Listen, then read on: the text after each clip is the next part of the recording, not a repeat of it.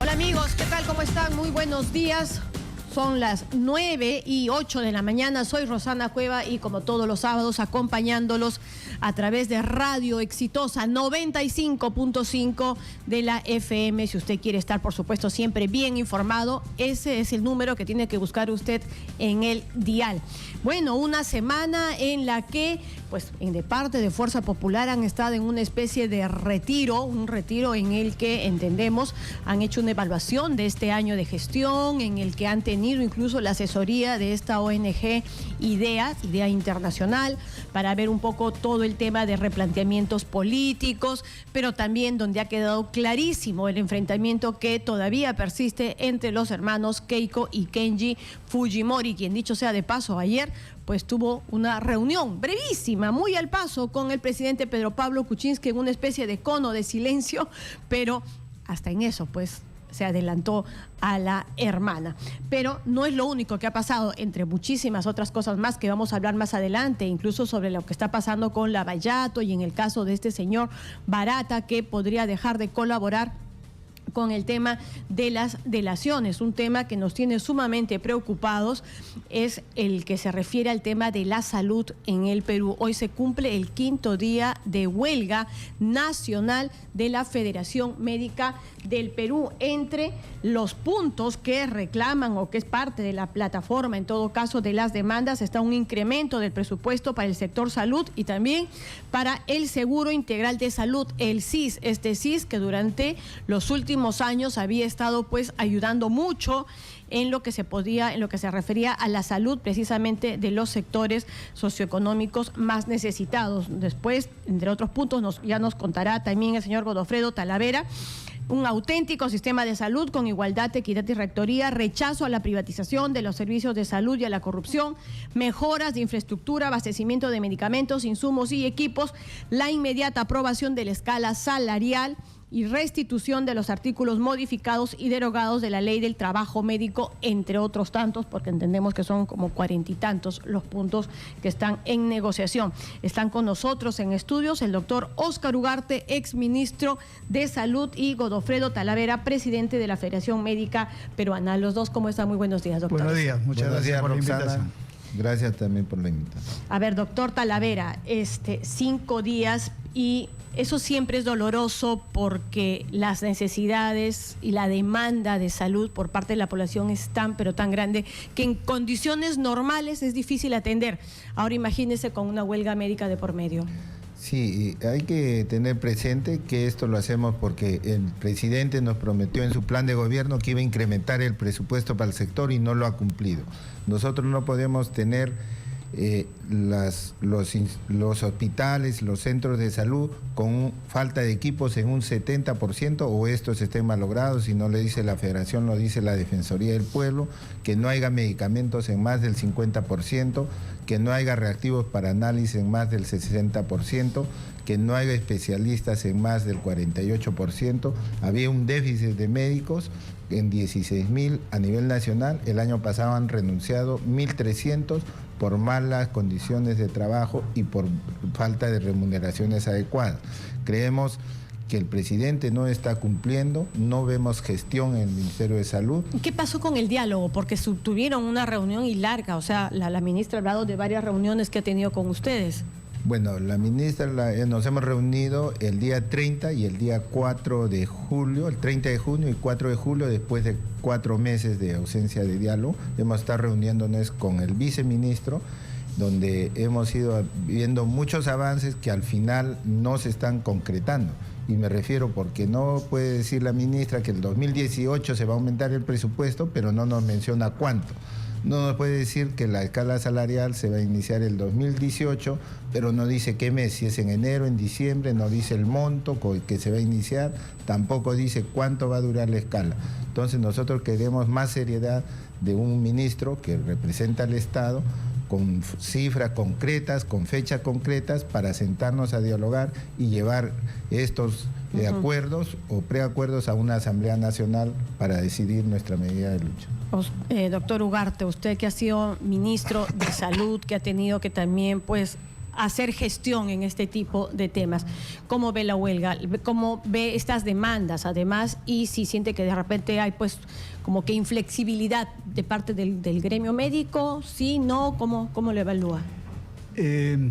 Mire, justamente con la experiencia que tenemos y habiendo conocido cómo ha sido todo este proceso en los últimos años, yo veo que está plenamente justificada la demanda de la Federación Médica, como lo ha dicho el doctor Talavera, básicamente en dos temas que conozco bien de cerca, porque el gremio planteó con justa razón años anteriores ajustes en la escala salarial, y efectivamente se produjo un ajuste en el año 2013. Y el año 2014, en la última huelga que se produjo, hubo un acuerdo de formar una comisión para que se pueda elaborar una nueva escala salarial durante el año 2015, que entrase en vigencia el 2016. Eso es gobierno Humala. Es gobierno Humala, pero hay continuidad de políticas, entonces... No, sí, pero también hay, conversaba yo justamente con algunas personas entendidas en el tema y nos decían, de nuestro presupuesto se han tomado montos, y vamos que montos significativos. Incluso yo estaba revisando en algunos de estos casos, y del presupuesto de salud, en el gobierno de Humala, se toma parte del presupuesto de salud para llevarlo al MINDEF, supuestamente para el Fondo de Pensión Policial Militar. Entonces, bueno, son manejos. Entonces, claro, lo que dice la ministra es, no hemos heredado el presupuesto que esperábamos. Es que no puede decir exactamente eso después de un año, ¿no? Porque esos recortes se produjeron en el 2016, sí, y eso se advirtió. Cuando el gobierno actual entró, sabía que en salud, a diferencia en educación que había subido, en salud le habían recortado el año pasado. ¿Le habían recortado en términos presupuestales o también con estos desvíos de transferencias? Bajo las diferentes modalidades, pero tenía menor presupuesto. Ya, pero era una situación inaceptable que hiciera eso. Era inaceptable que, por ejemplo, al CIS se le rebajase de 1.750 millones y lo discutimos a 1.550. Bueno, sí. Pero el presupuesto de este año lo ha presentado el actual gobierno. Porque lo aprobó en julio, lo presentó en agosto al Congreso, ha defendido ese presupuesto recortado. Entonces no se puede decir que el actual gobierno no tiene también responsabilidad. La tiene el gobierno anterior, sin duda, en el último año, y el actual gobierno, más aún, como se ha recordado por el doctor Talavera, cuando el presidente anunció que se iba a ampliar el presupuesto en salud. Ahora, dos aspectos creo que son los críticos dentro de ese recorte, y eso requiere, aparte de las cosas gremiales que ya explicó el doctor Talavera, requiere nuevos recursos. Uno es un financiamiento de salvataje al CIS, porque el CIS, que ya le habían bajado el año pasado de 1.750 a 1.550, este año le han bajado a 1.400. Sí, pues. ¿Qué cosas y no se han estado soltando, ¿no? O sea, los recursos estuvieron como que inmovilizados. Roxana, pero ahí todavía hay un problema más. Aparte que nos han bajado el presupuesto, nosotros el 2015 atendimos 65 millones de prestaciones o de atención. El 2016 hemos atendido 77.5 millones de atención, y la proyección para el 2017 es 90 millones de atención. Pero también hay un punto que lo que ha salido a la luz en las últimas semanas. De esas atenciones, habían atenciones de embarazados a hombres. Eso no es correcto. Eso es lo que nosotros hemos estado siguiendo en los medios, y lo he visto además en otro programa. Yo sé de paso, no en el mío. Roxana, yo te voy a explicar casos de señoras que decían, por eso, para que la gente esté al tanto de lo que estamos hablando, hombres embarazados que daban a luz, señoas que en un solo año daban a luz creo que 3 veces. Claro, pero eso no se paga. ¿Cómo que no estaban? Se habían pagado, entiendo, de acuerdo al programa de la competencia. Eso sería extremadamente grave, porque claro, eso no se paga. Pero es que por eso es que se dijo que se habían paralizado. Rosana, entendámonos. ¿A quién se le ocurre que va a falsificar un embarazo un hombre? Claro. Imagínate, ¿eso quién lo va a pagar? No, pues, pero es que justamente lo que se detectó es que en pagos era, te estoy cobrando por el embarazo porque dio a luz Óscar Ugarte. Roxana, lo que pasa es que hay un filtro, y uno cuando llena un código, por ejemplo, es anemia a embarazo. Entonces eso lo hacen personal técnico que llena las fichas. Pero esas fichas son rechazadas automáticamente. Automáticamente. Eso no está en la deuda. Ok, en la posta o en el centro de salud se llena. Se llena un código. Para que se cobre. Claro. Así es. Y luego eso, cuando llega al CIS, lo Eso paga. rechaza, Claro, eso no lo probablemente que, de decir Oscar Ugarte se presentó embarazado y dio a luz, lo puedan rechazar inmediatamente. Pero si dicen Inmediatamente. Rosana Cueva, por ahí dicen así. Pero no se dan cuenta que Rosana Cueva puede haber dado a luz en Piura, en Chiclayo y en Lima, en 3 veces al año. El sistema es a nivel nacional. Hay ¿Ah, una sí? tabla que También lo rechaza. rechazaría. También lo rechaza. O Si sea, un paciente tiene salud, también lo rechaza. Si tiene seguro privado, también lo rechaza. Si tiene seguro en las Fuerzas Armadas, lo Ya, rechaza. ok. Entonces no se llegaron a cobrar. No se llegaron Esa a cobrar. denuncia por fue eso solamente son de lo que casos se de presentaron. Ripley, pero ¿a quién se le ocurre falsificar así? Pues nadie va a ser tan tonto de falsificar. O sea, digamos, se les ocurrió sí, porque estaban constatados son- los hechos, porque pero no- no se pagaron, son dicen errores ustedes. Sana, errores de estamos explicando que son digitación. digitaciones. Así Ha habido errores en la digitación, pero no en el diagnóstico, porque son pacientes y son fichas que se ha atendido. Si uno se pone a verificar, de repente puede ser anemia y no era D por O, y ese es el cambio. Pero ese no es el tema de O fondo. sea, no ha habido corrupción, desde casos como el de Moreno hasta casos no, eso como los sí. que se estaban denunciando Eso- de estos eso se ha posibles demostrado, embarazos. Eso se ha demostrado. Sí, que eso está demostradísimo. Pero eso es más inteligente, ¿no? Ah, no, es una estructura, Dios mío, No es una cierto. arquitectura Pero- perfecta. Pero el tema es el siguiente. El recorte ha sido efectivo. Eso nadie puede negar. Pero, que se le por eso digo, pero han habido recortado dos. El recorte del que yo ya no te voy a dar 100, te voy a dar 80, por Sí. decirlo en términos así probablemente de porcentaje. Pero entiendo que también se congeló y se dejó de soltarlos hasta que no se terminaran de arreglar los posibles casos de corrupción. Pero es más grave que eso, Rosana. Mira, este año les han dado al CIS 1.400, ya recortado, ¿no es cierto? De eso el CIS tiene que devolverle a los hospitales. Lo ejecutado este año, ya al 30 de junio, o sea, a la mitad del año, es el 80% del presupuesto. Lo que quiere decir que no le va a alcanzar, ya ahorita, por ejemplo, ICA ya recibió el 95%, ICA el 95% del presupuesto de todo el año. Lima, los hospitales de Lima, el 88% del presupuesto que le tiene que transferir el CIS todo el año. No llegan. Es decir, esto que ya está en crisis va a ser mucho más crisis dentro de un mes y dentro de 2 meses. Entonces, si no hay una transferencia de recursos al CIS, va a ser muy grave. Y esto está golpeando en una cosa que es muy sensible, que es el tema de los medicamentos. Sí, pues. Porque, Y los reactivos para las pruebas. y todo. porque eso se paga, tantos medicamentos, reactivos, renovación de equipos, se paga con las transferencias que hace el CIS. Entonces, si el CIS no tiene plata, no le va a dar a los hospitales.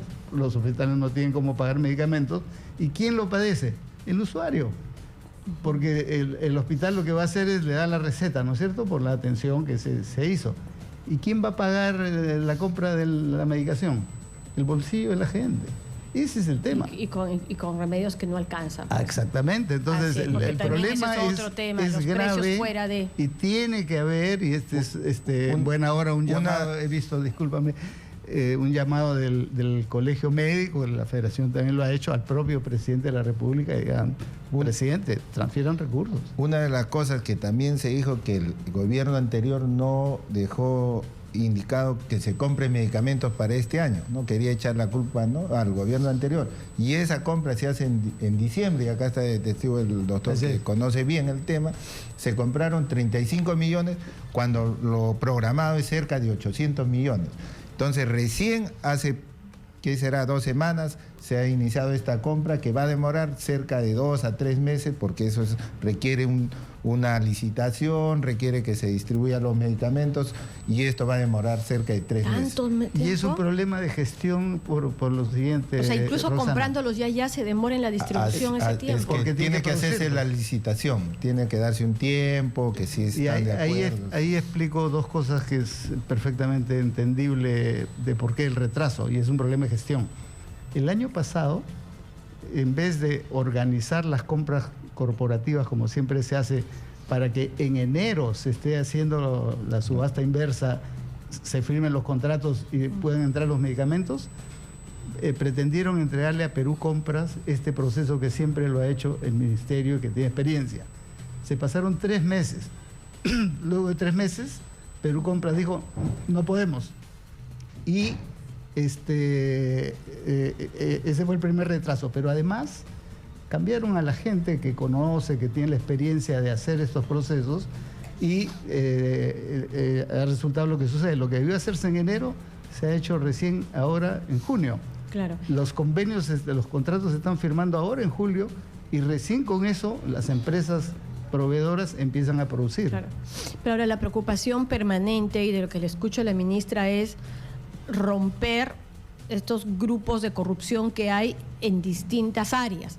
Así pues, como decíamos, temas como lo del CIS, que podría ser, ahora ustedes me han aclarado que respecto a estas cuestiones eran solamente en las cosas, pero también en lo que era compra de medicamentos, en compra de equipos, en solicitudes de equipos nuevos que de pronto ingresaban y no estaban funcionando. ¿Para qué? Para que pudieran luego los pacientes ir a qué sé yo, necesitas una radiografía, la del hospital no funciona, funciona el de afuera, que era del negocio del médico. Entonces, entiendo que también hay una preocupación de ese sentido. En el caso de las compras de medicamentos, ¿no hay mafias también ahí? El proceso, el mecanismo de las compras que desde hace 10 años es a través del mecanismo de subasta inversa, no es posible. Más barato. Porque es pues digamos, tiene muchos más filtros. No solo, sino que es con todos los proveedores en forma transparente, cada quien dice el precio, si otro tiene otro precio, en ese mismo momento dice yo cobro tanto, y eso se hace rápidamente. No hay ninguna denuncia en 10 años sobre corrupción en esos procesos que son transparentes, donde están las autoridades, con un notario. Ningún proveedor se ha quejado de nada. Cuando vienen los problemas es cuando esos procesos se traban, como ahora, y pasan a hacerse compras de emergencia y de urgencia, y ahí sí no se controla nada. Otra cosa es que se habla mucho de corrupción, y vemos pues que la ministra propiamente ya está casi un año y hasta ahora no hemos visto que se sancione algo por corrupción. Entonces no puede estar diciendo que se va a ver que no se hace esto por la corrupción, sin embargo no sanciona a nadie, ¿no? Los equipos, lo dice la Defensoría, o están malogrados o no sirven, o no hay en el 70% de establecimientos, y eso hace pues que cuando uno requiere una ecografía o te dan cita para 3 meses, o el paciente elige irse al sector privado, digamos, a hacerse la ecografía porque se la van a hacer más rápido. Pero nosotros no tendríamos ningún inconveniente que haga pues todos los medicamentos, no irían a farmacias públicas, que haga todos los equipos, no tendríamos por qué mandar a la parte privada, ¿no? Y esto, te digo, es la realidad. No lo decimos nosotros, lo dice la Defensoría, que no hay reactivos en más del 60% de casos. Entonces, los análisis, ¿dónde se hace el paciente? Tiene que hacerse lamentablemente en la parte privada, porque no hay. Sí, pues a ver, ¿qué tal si escuchamos algunas preguntas del público? ¿Les parece? Les pido que por favor se pongan los audífonos. Aló, Radio Exitosa, muy buenos días. Señorita, muy buenos días. Señor Ugarte, muy buenos días. Buenos días, señor. Le habla una trabajadora, no le voy a poder dar mi nombre, pero usted puede verificar, del Centro de Salud Catalina Huanca. A la vez soy pobladora del Centro de Salud Catalina Huanca El Agustino. Nosotros estamos más de un año, mucho más de un año, documentos previos que se ha mandado para el arreglo de la máquina de dental. No podemos hacer curaciones porque esa máquina tiene más de 2 años malograda. Señor, nos cansamos de mandar documentos con los cuales yo podría empapelar el centro de salud con 34 años de funcionamiento. Yo digo, si hay bastante dinero del CIS, por favor arreglen eso, que es prioridad para nuestra comunidad. Señora, una pregunta, ¿esa máquina es una máquina antigua, es una máquina nueva? No, señorita, es una máquina moderna que el año pasado cumplió, este año, un año. Un año, y en un año ya... Antes ya estaba malograda, imagínese usted. Nuestra población son 26,000 familias, por favor. ¿Cómo vamos a tener ingresos? Tenemos todo para las curaciones, todos los equipos, pero está malograda esta máquina que es tan importante, esta unidad dental. Ya. Por favor, señor Ugarte, muchas gracias. Bien, muchísimas gracias. Aló, Radio Exitosa, tenemos otra pregunta. Aló, buenos días. Aló, buenos días. ¿Qué tal? Buenos días. Señor, así como los médicos exigen su sueldo correspondiente, también nosotros exigimos calidad de atención en los hospitales a nivel nacional. ¿Cómo nos maltratan los médicos en los hospitales? Y cuando tú vas a su clínica, ahí sí te tratan bien, de las mil maravillas, ¿no? Entonces, ese también a los médicos les exigimos ese tipo de cosas, calidad de atención, como profesionales que son ellos, que dicen que nos den buena calidad de atención en los hospitales, en todos los niveles correspondientes. También, señorita, que contribuyan, pero cuando tú vas a su consultorio, no te dan boleta, no te dan factura, nada. Quieren los equipos médicos y nadie responde nada. Ahí están los médicos, yo respeto mucho a los médicos, porque también tienen su deficiencia pues, correspondiente, que tienen que ponerse de ellos la mano al pecho. Van, te dirigen, no compres medicina a ese punto, este punto te aconsejo que compres, porque reciben aparte una comisión, y eso es sabido a nivel nacional. Como, por Dios que yo soy indignado con los medios correspondientes. Sin embargo, pues, no, ellos ganan. ¿Aló? Sí, no, lo escuchamos, pero digamos, para darle pase también a alguna otra pregunta. ¿Aló? No, de verdad la intención no era cortarlo, disculpe señor si no sigue escuchando, pero en todo caso su pregunta sí quedó clarísima. Vamos con otra más. Aló, Radio Exitosa. Buenos días. Sí, buenos días, lo escuchamos. Sí, el asunto de los hospitales es que tienen que desaparecer. Muchas personas concurren al hospital porque les duele la muela, les duele la uña, y los hospitales son centros infecciosos. Vamos a las postas médicas. Un hospital tiene más de 2.000 médicos, pero usted va a ver, encuentra más que a 2 y a 3. ¿A dónde está el resto? No hay médicos en los hospitales porque nadie los controla, porque el gerente, el director es un médico y amaña todas estas situaciones horrorosas que hay en los hospitales. Ahora, esta cuestión del CIS, dice que se le deben 700 millones el CIS a los hospitales. ¿Por qué el Estado tiene que deberle al Estado? Y si le debe, ¿por qué el CIS en lugar de darle dinero, por qué no le dan medicina, que también se la roban? Los equipos, los médicos la malogran, claro, porque ellos tienen sus equipos al frente. Es decir, es una catástrofe en los hospitales. Estos tienen que desaparecer y de pasadita, que los que gerencian los hospitales que no sean médicos, que sean especialistas, economistas, licenciados en administración, ingenieros, contadores. Ellos son los que deben estar atrás de facturas, de órdenes de compra, órdenes de servicio. El médico se ha convertido ahorita en un profesional en documentos. Bien, así es. Muchísimas gracias por su pregunta. Bueno, nos queda poquísimo tiempo para poder responderlas. Doctor Talavera. Sí, porque digamos, la gente exige un compromiso, o sea, pues, entiende las demandas salariales, pero también exige el compromiso de los médicos para atenderlos y también el tema de una lucha contra la corrupción. ¿Cómo puede ser que no se den cuenta de todo lo que está pasando? Bueno, en primer lugar, respecto al compromiso de las buenas prácticas, nosotros somos evaluados y justamente hay un bono especial que se paga y hemos sido evaluados con un 75% de aceptación. Creemos que todavía no es suficiente. Respecto al año pasado hemos mejorado 2% y que esperamos seguir mejorando. Hay mucho que se dice, pero a veces no es correcto, ¿no? Nosotros, por ejemplo, yo el que hablo es gastroenterólogo pediatra, yo tengo un equipo, un endoscopio, que lo tenemos, por lo menos hemos hecho 10.000 endoscopías. Eso en Estados Unidos a las 800 endoscopías ya lo retiran. Entonces nosotros a veces usamos y reusamos y seguimos usando de equipos y se nos quiere decir que nosotros los malogramos, ¿no? Pero eso no es correcto. Pero se han encontrado esos casos, o sea, de repente el caso suyo es distinto, pero sí existen los otros casos y se ven y se sienten y entonces, o sea, no desconozcamos un hecho que es una realidad. Claro, lo que ocurre es que los equipos se malogran, pero nadie va a malograr a propósito un equipo, eso sería un crimen, ¿no? Y tendría que estar preso, ¿no? Parece a veces el negocio con el aparato que lo tienen afuera y que le pertenece al médico con el nombre de un testaferro. Existe eso, usted tiene que saber que esas cosas existen. Digamos, eso hacen porque no hay el equipo en el hospital, no es que uno lo malogre, ¿no? Eso, que haya denuncias, que sancionen a alguien porque haber malogrado un equipo a propósito. Eso no va a ocurrir. Doctor Ugarte.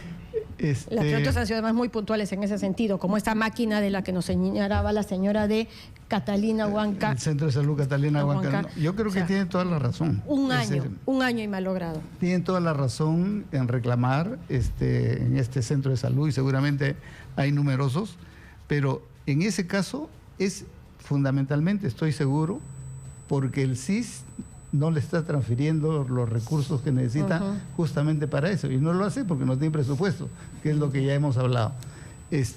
no es que el CIS tenga plata y no quiera transferir. Lo que ya hemos demostrado es que ya transfirieron casi todo lo que tenía que transferir este año y aún así no alcanza.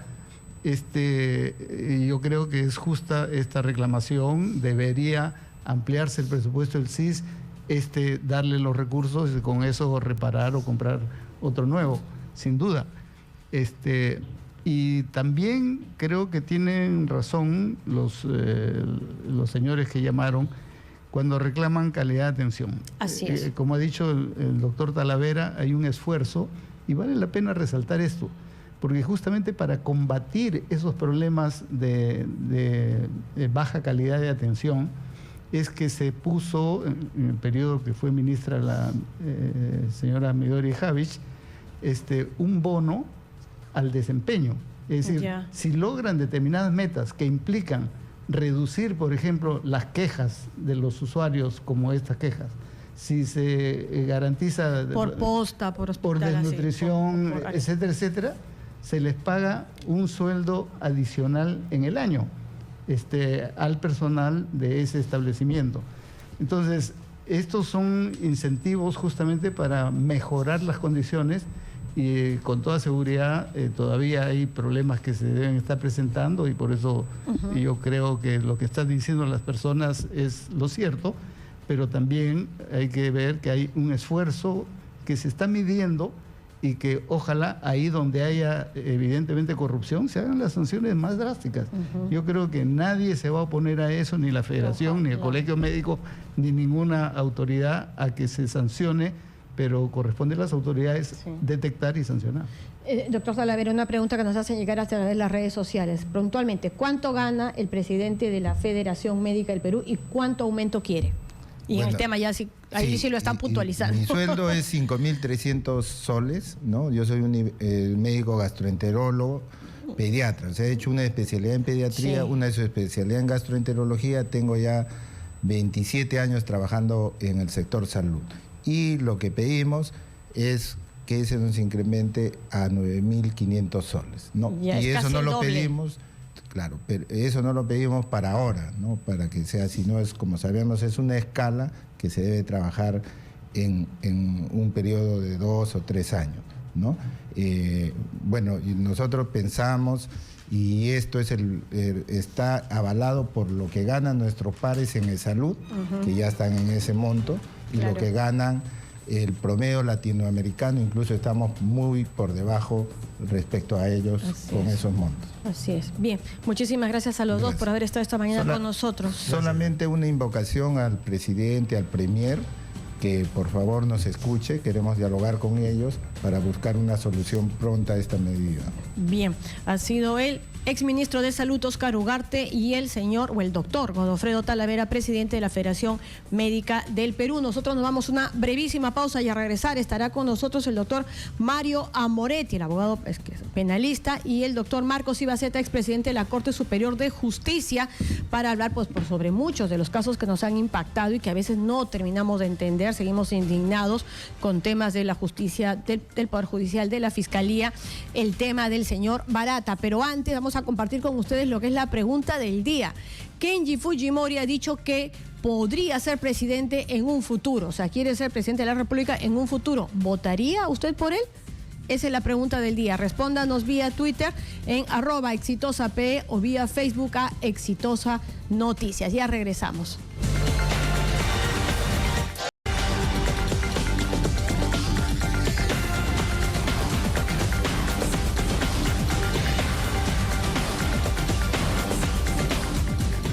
Cuando son las 9:37 de la mañana, continuamos con nuestros invitados. No continuamos, se han unido a la mesa, solo que ya yo los había anunciado de que nos acompañarían el doctor Mario Amoretti y el expresidente de la Corte Superior de Justicia, el doctor Marcos Ibaceta. Los dos, ¿cómo están? Muy buenos días. Buenos días.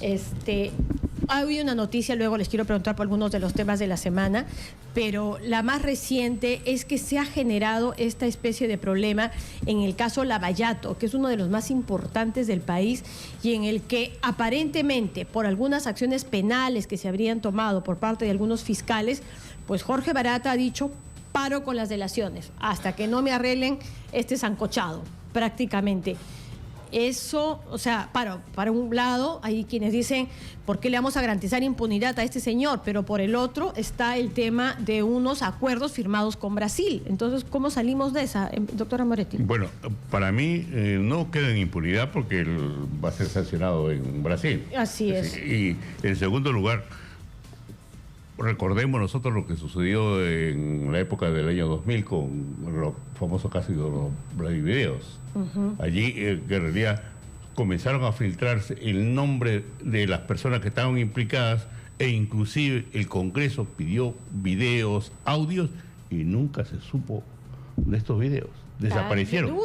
Desaparecieron un montón. Sí, ¿y cuántos políticos estaban comprometidos? Eso es lo que queremos que suceda en esta oportunidad. Yo estoy plenamente de acuerdo en lo que respecta a que no se le va a dar una impunidad. Lo que necesitamos nosotros es conocer quiénes están involucrados en estos actos de corrupción. Pero ahora yo pregunto, y nada, aquí no hay ninguna tirria, nada contra el doctor Pablo Sánchez, pero sí un cuestionamiento válido. ¿Está manejando bien su institución? O sea, hay una coordinación, porque ¿cómo va a ser que por un lado Hamilton Castro y todos estos, y él mismo, imagino, tiene que haber estado detrás del acuerdo con Brasil, pero de pronto el fiscal Germán Juárez pues lo acusa por el tema del lavado de activos?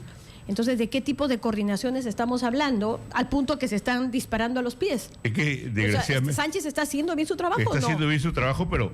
¿Cómo va a ser que esté haciendo bien su trabajo si ha pasado esto? No, pero es que hay fiscales y fiscales. Ya, ese es el gran problema que tenemos nosotros, no solamente a nivel de fiscales, jueces ni se diga, así es, que, sí. En realidad no es responsabilidad de quienes están al frente del, y esto Marco lo puede decir porque él ha sido presidente de la Corte Superior, estos problemas que se encuentran a diario. A ver, doctor Marcos Ibaceta, cuéntenos un poco. Yo lo veo de otra manera. A ver. Yo lo veo de otra manera. Aquí con Brasil se relaciona el Perú. No se relaciona la Fiscalía, se relaciona el Perú. Por lo tanto, hay un interés del Perú y como Estado tenemos que respetar lo que acordamos con otro Estado, a través de cualquier institución que va en representación del Estado. El otro tema es que estamos persiguiendo delitos y estamos tratando de identificar a los autores y las vinculaciones entre los autores, coautores y los demás partícipes, y el método que han utilizado para hacer transferencias y materializar sus coimas. Lo que tenemos es una incapacidad demostrada de la Fiscalía para perseguir estos delitos. Por lo tanto, nos hemos colgado las investigaciones de Brasil y las delaciones de Odebrecht y compañía. Y aquí entra Barata, porque Barata era el operador en el Perú. Por lo tanto, hagamos un paralelo. En el 2000 con Pinchi Pinchi. Con Pinchi Pinchi, a Pinchi Pinchi no la tocaron en nada. Y lo que decía Pinchi Pinchi era la ley. Uy, sí, palabra sagrada. Ahora estamos buscando, con un mayor garantismo, corroborar lo que dicen los colaboradores eficaces. Pero ¿necesitamos la colaboración eficaz en el Perú? Claro que la necesitamos. Entonces yo lo que veo es un trabajo desarticulado de la Fiscalía.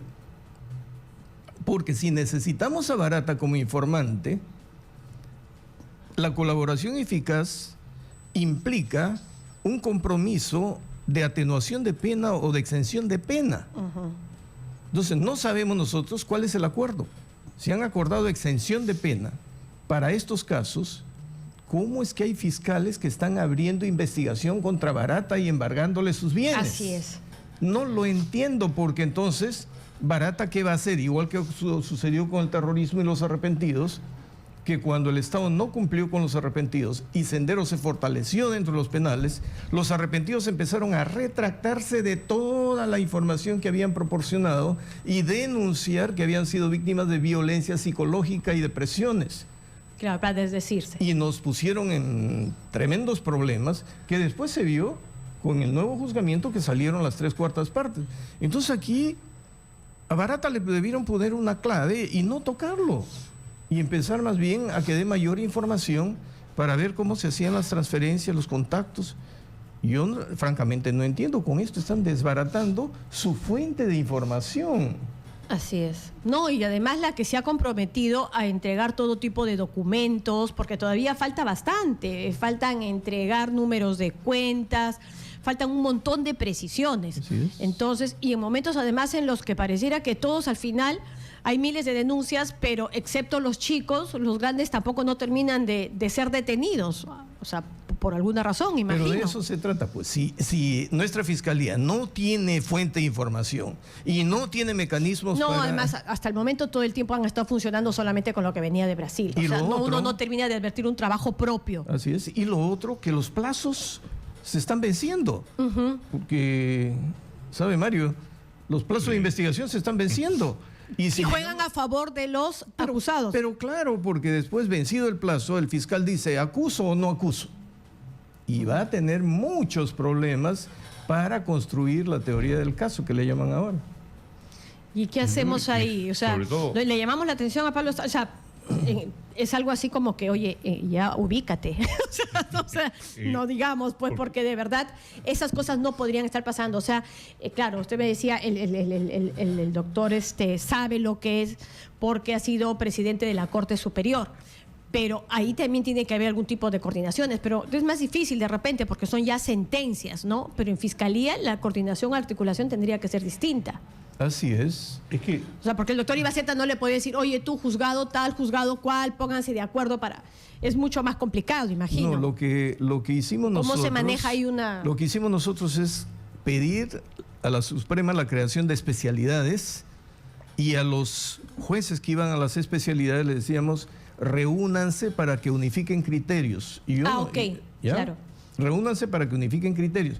Pero en la investigación el fiscal es investigador, dirige a la policía y por lo tanto tiene que pensar como policía, tiene que pensar como sabueso, pero dentro de un marco de la ley con respeto a los derechos fundamentales y también los plazos, y nos debe garantizar la eficacia de su investigación.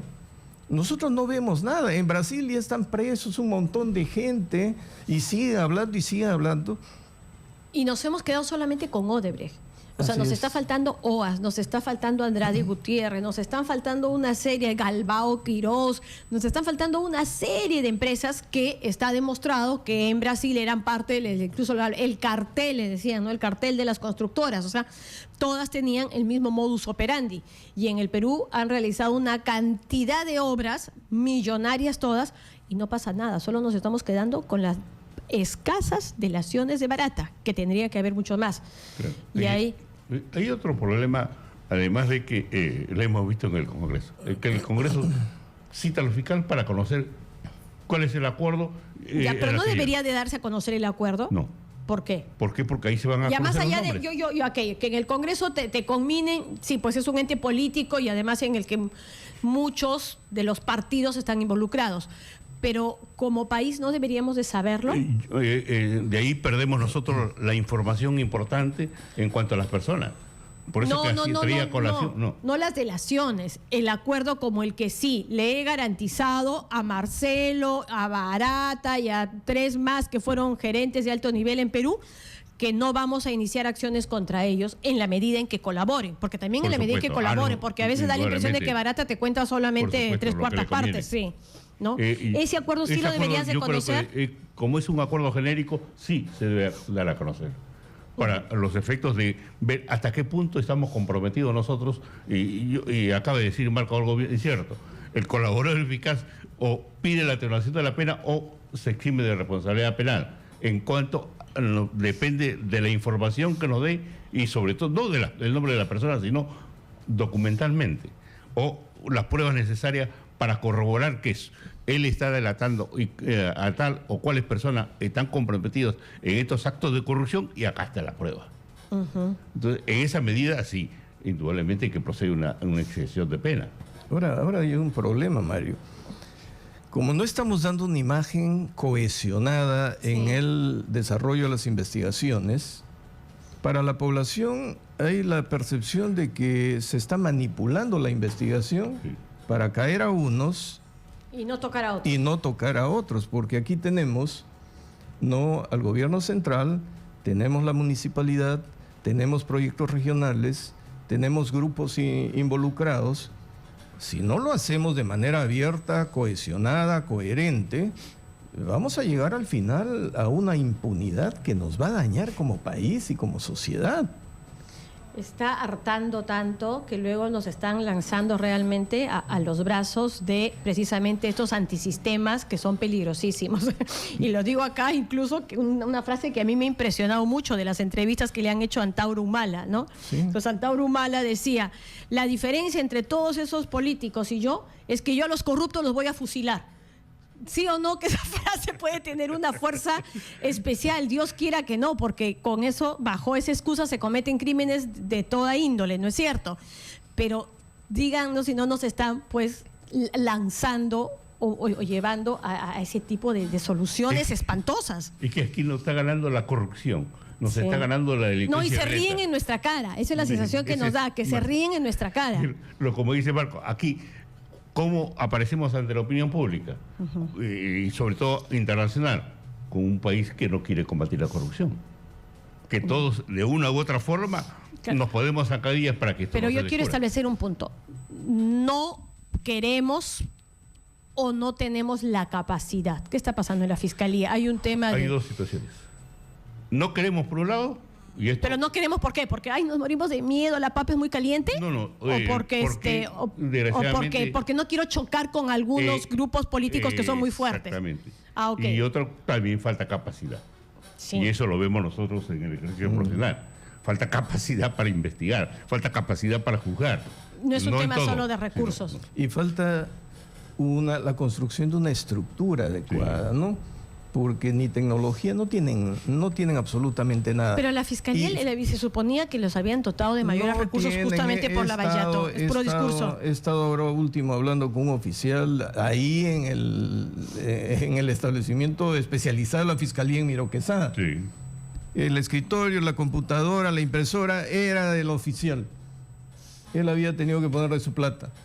Y no estaban en redes, no tenían información. No tiene nada. Y la policía especializada está divorciada de la Fiscalía porque la Fiscalía no está compartiendo información, porque hay otro problema. Esos policías tienen que rendir cuentas, hacer un parte de lo que han investigado a su comando, y la Fiscalía dice, si hacen eso, entonces la investigación queda abierta, la corrupción. Entonces, institucionalmente no hay una interacción. No son proactivos. Son reactivos y excluyentes. Eso tampoco Pero se está investigando. Exactamente. Se aíslan y no tienen la capacidad operativa para hacerlo solos. Porque aquí se tienen que mover todas las entidades del Estado. Y hay que tener mucho cuidado que en el Perú, desde el pre-Inca, virreinato y todo lo demás, no tenemos mentalidad muy democrática. Por eso es que el pueblo en determinado momento exige un liderazgo de fuerza. El pueblo peruano ha sido golpista toda su vida cuando la institucionalidad no le ha respondido. Y saltan eso en las encuestas a cada rato. Y ahora están pidiendo, yo estoy espantado, la población poco a poco se inclina por un liderazgo de fuerza. Sí. Que nos satisface expectativas en el corto plazo, pero después comienza a acaparar el poder. Claro, después termina eso convirtiéndose en unas dictaduras de fastas para todos. Entonces no se puede ver esto como un tema... O sea, un Estado de Derecho siempre va a ser la mejor garantía. Claro, pero no se puede ver esto como un tema de investigación policial fiscal. Hay que ver dentro del contexto nacional cómo va a afectar la institucionalidad y la gobernabilidad y la gobernanza. Mire, la gobernanza y la capacidad de los individuos para que a través de las instituciones se pueda gobernar, pero está fallando la gobernanza y está fallando la institucionalidad. Sí. Yo quería preguntarles por otro tema, ya dejando el tema de Odrio y Barata, que es realmente preocupante, sobre todo porque está faltando esa muñeca que es la que todos esperamos de parte de la Fiscalía, ¿no es cierto? Pero en el caso, pero sí, antes de eso también, y en el caso del Poder Judicial, estas resoluciones del juez Concha creo que el que está viendo todo el tema del caso de Alejandro Toledo, pareciera que ha necesitado que lo presionen para dar el tema de la prisión. ¿Qué pasa ahí? O sea, ¿qué pasa cuando uno se da cuenta desde ya hace muchísimo tiempo que ahí pues no se está manejando con mucha objetividad y hasta casi con privilegios para el acusado un caso y no se le puede remover? Yo creo que sí. O sea, digamos, hace muchísimo tiempo que todo el mundo intuye que el juez Concha juega para Toledo. Son 3 años. Así es, que lo dilata, y ahora mismo, en medio de un proceso de extradición, se ha demorado siglos para poder simplemente pedir la orden. No, y sobre todo el problema es de que, según refieren los fiscales, no les había notificado una resolución que había dejado sin efecto la prisión preventiva.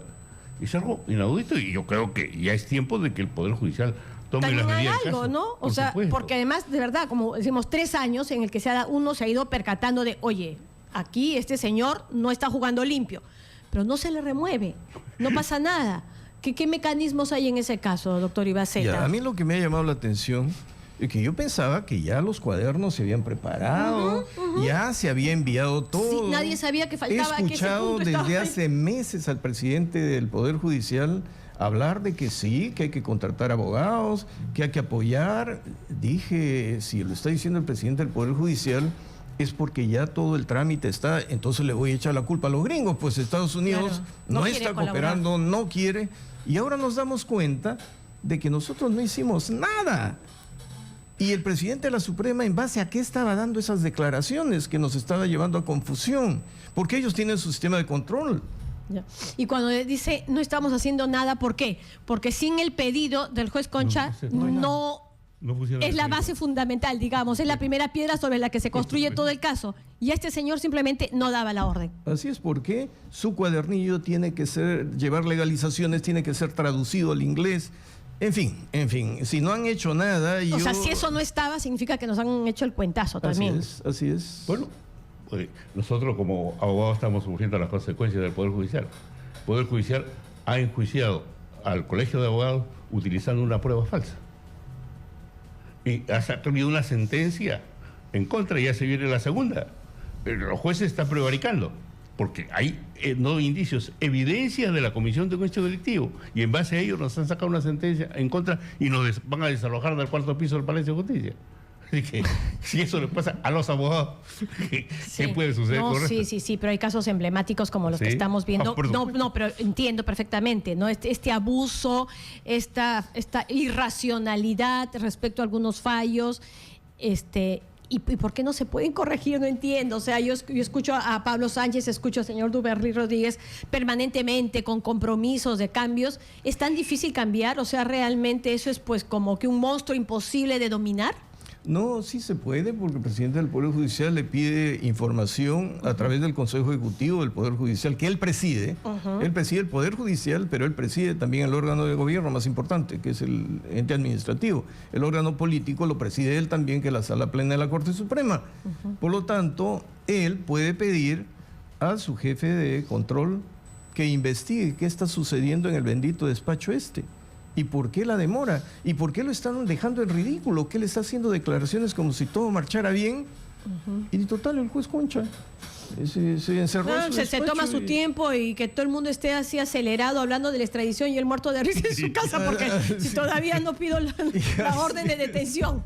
Exactamente. Entonces, habría que preguntarle al doctor Duberly que nos diga qué ha pasado. ¿Le han falseado la información? ¿Le han dicho que todo estaba bien? ¿Pero acaso él no tenía los elementos para verificar si la información que le estaban dando era correcta? Sí lo tenía. Sí, pues efectivamente. Bien, sí. Ya, a ver, permiten un segundo que hay una información de último minuto. Nos vamos con Sofía Gallegos, que se encuentra en el centro de Lima. Adelante, Sofía.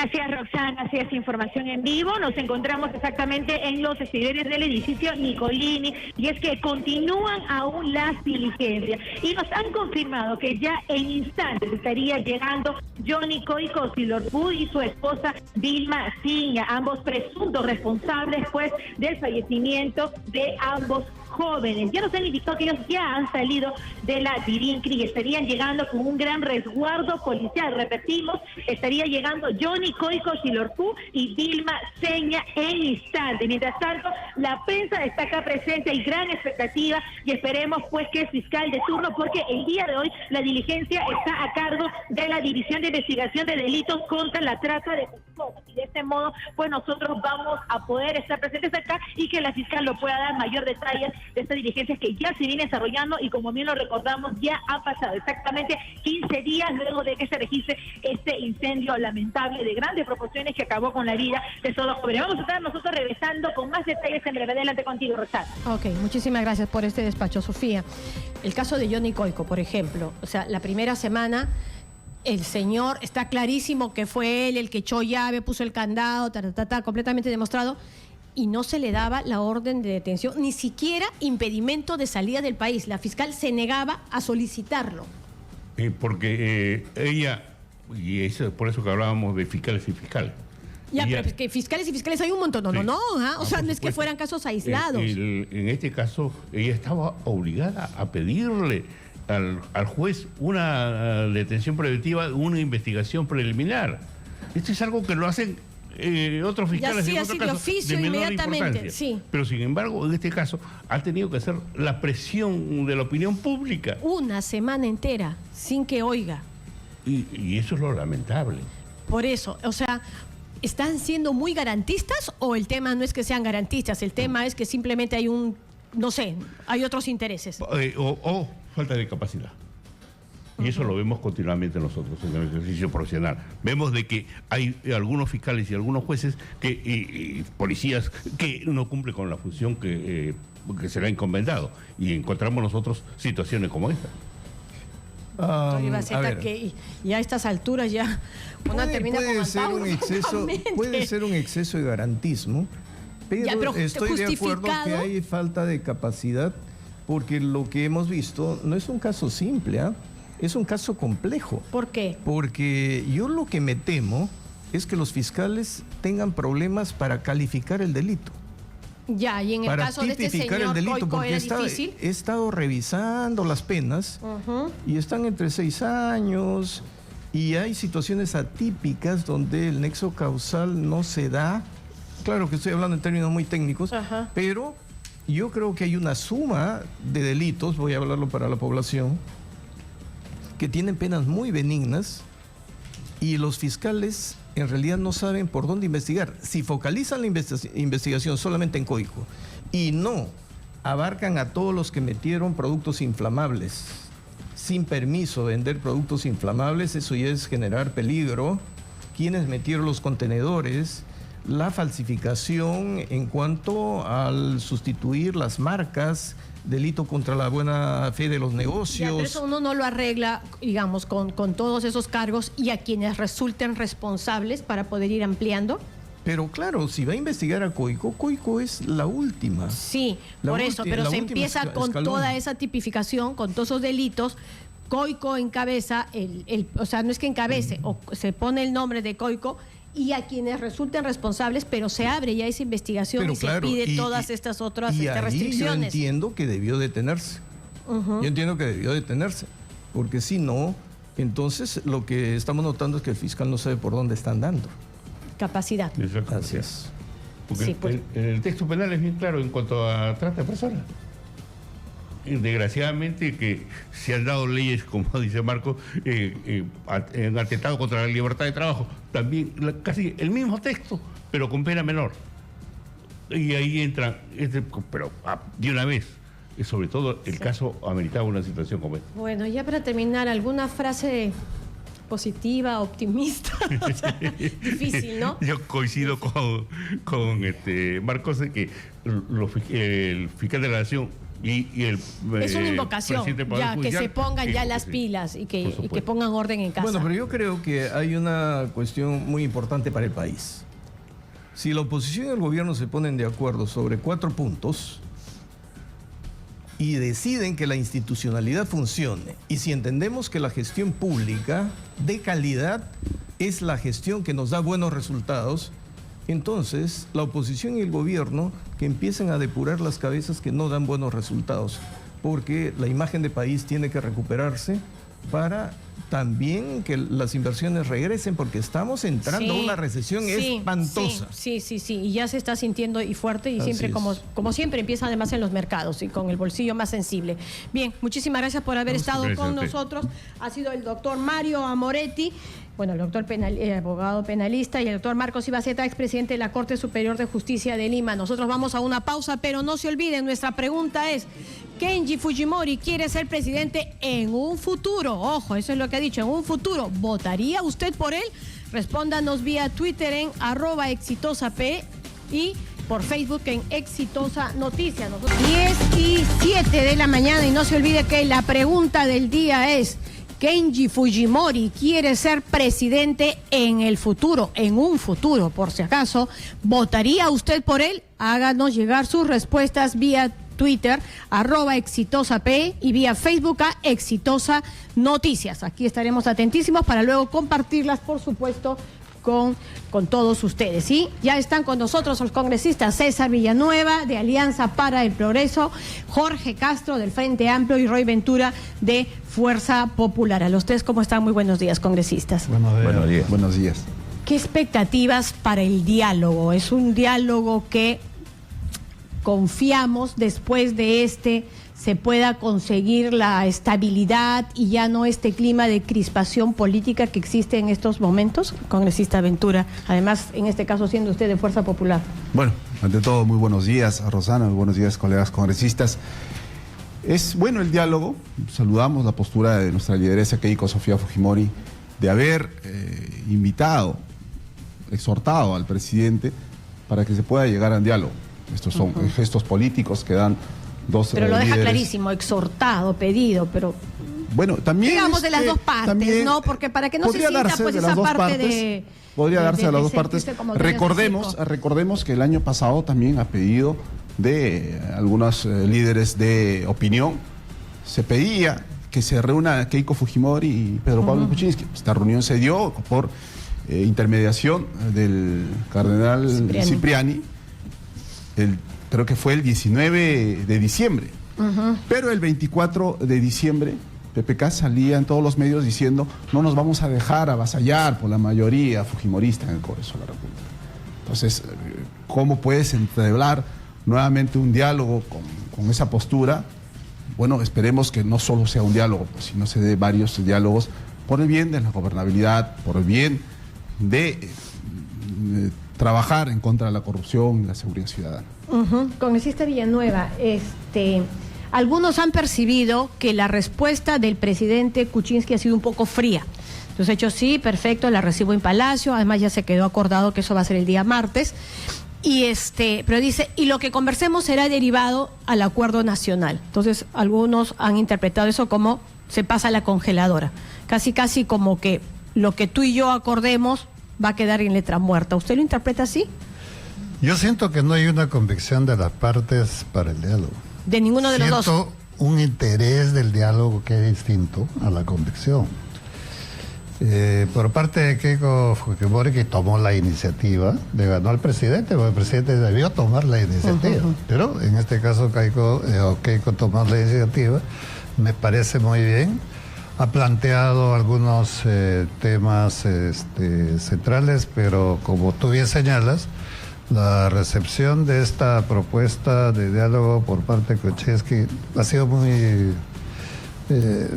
tibia. Poco entusiasta, ¿no? Entusiasta, sí, ¿no? sí, Y eso a mí no me da buena espina, porque para un diálogo hay que tener la gana de hacer el diálogo, la convicción de hacer el diálogo, porque el diálogo finalmente si es para la foto, si es simplemente para eso o para distendir un momento, no funciona.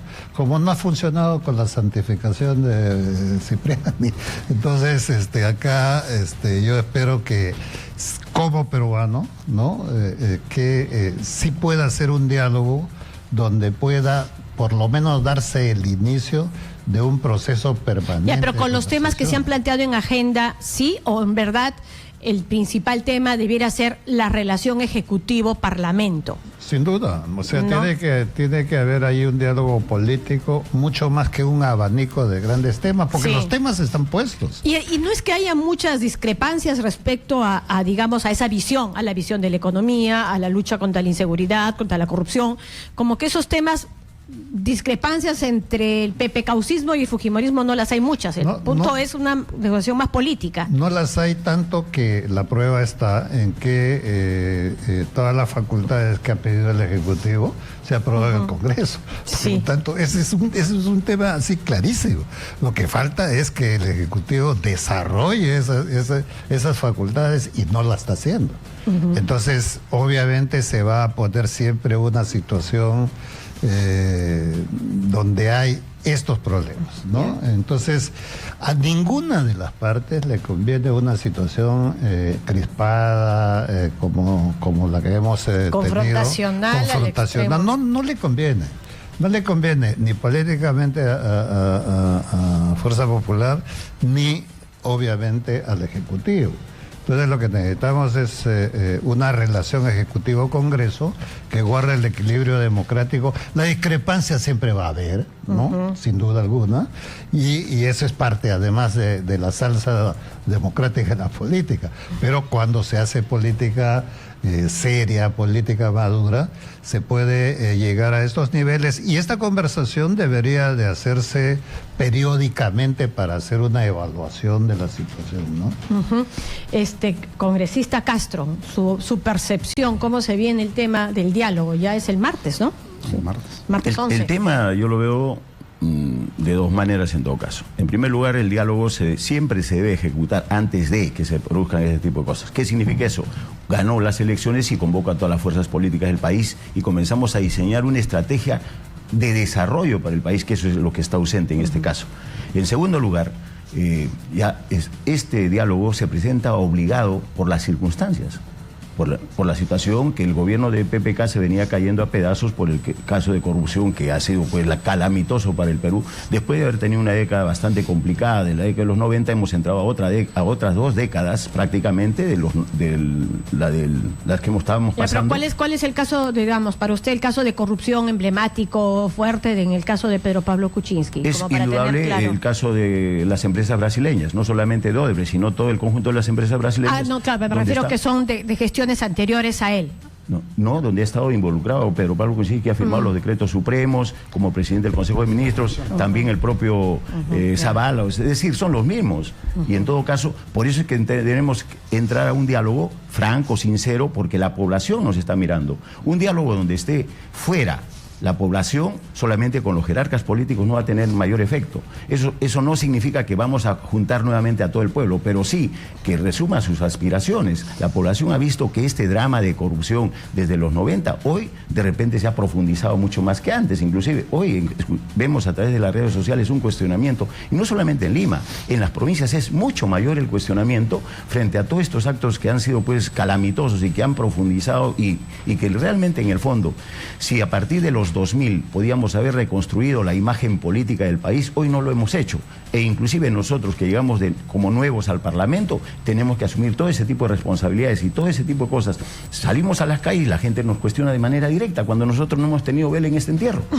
Y simplemente este drama de estos últimos años, donde está Kuczynski directamente ligado, y él no ha querido resolver este problema, Rosana, y esto es grave para el país, porque de una u otra manera es cierto, nosotros queremos entrar en un franco proceso democrático, eso es cierto, pero también tenemos que las autoridades en este momento, tanto Zavala como Pedro Pablo Kuczynski, e inclusive ahora con la nominación del nuevo Contralor Chak ha sido director de presupuesto, y el director de presupuesto, yo estoy en la Comisión de Presupuesto de la República, y nos hemos abocado a tratar de redistribuir el ingreso nacional de la mejor manera posible, pero no contamos con el apoyo del ministro de Economía, como fue Torne, y también el director de presupuesto es el que estrangula a las provincias, a las regiones.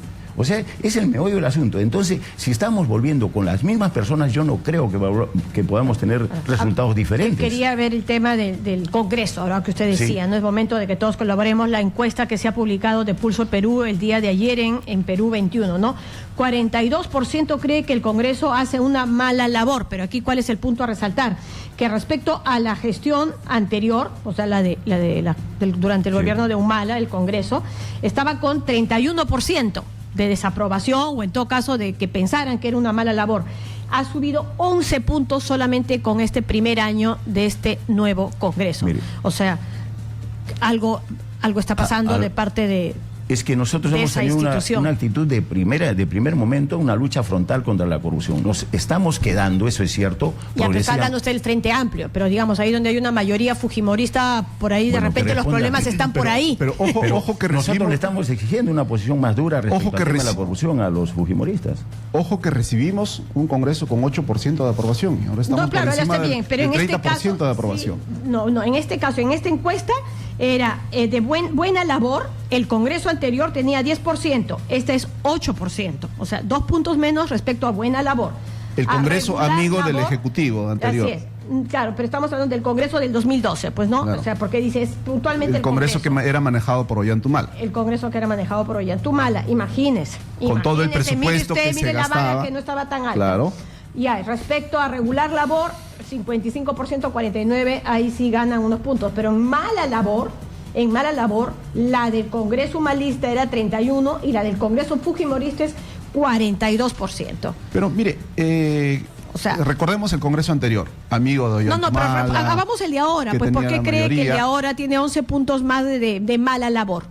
Que posiblemente la percepción de la población, algunos, digamos, entre comillas, líderes de opinión, hacen pues que puedan tratar que el Congreso nos hacen ver como que estamos siendo obstruccionistas. Así es. Lo acaba de decir el congresista Villanueva, le hemos dado las facultades, le hemos aprobado la ley de presupuesto, somos miembros titulares de la Comisión de Presupuesto. Cuando planteábamos, nosotros que venimos de provincia, planteamos que el presupuesto sea mejor distribuido, más para las municipalidades distritales y provinciales, después para los gobiernos regionales, al último para los claro, pero digamos, pero en el día a día, en lo que es el hall de los pasos perdidos, las declaraciones que se dan ahí ya no tienen que ver con la aprobación del presupuesto, ya tiene que ver con que interpelamos a fulano, interpelamos a sultano y a mengano. También sería bueno tener una encuesta, el Congreso anterior, el primer año, ¿cuántas interpelaciones hubo?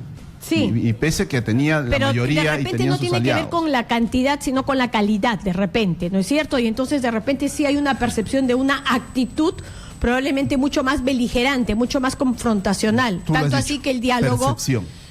No, pero ya, no es tanto una percepción, o sea, sí hay una, cuestión dentro del Congreso hay permanentemente el diálogo. Aquí estamos, en exceso.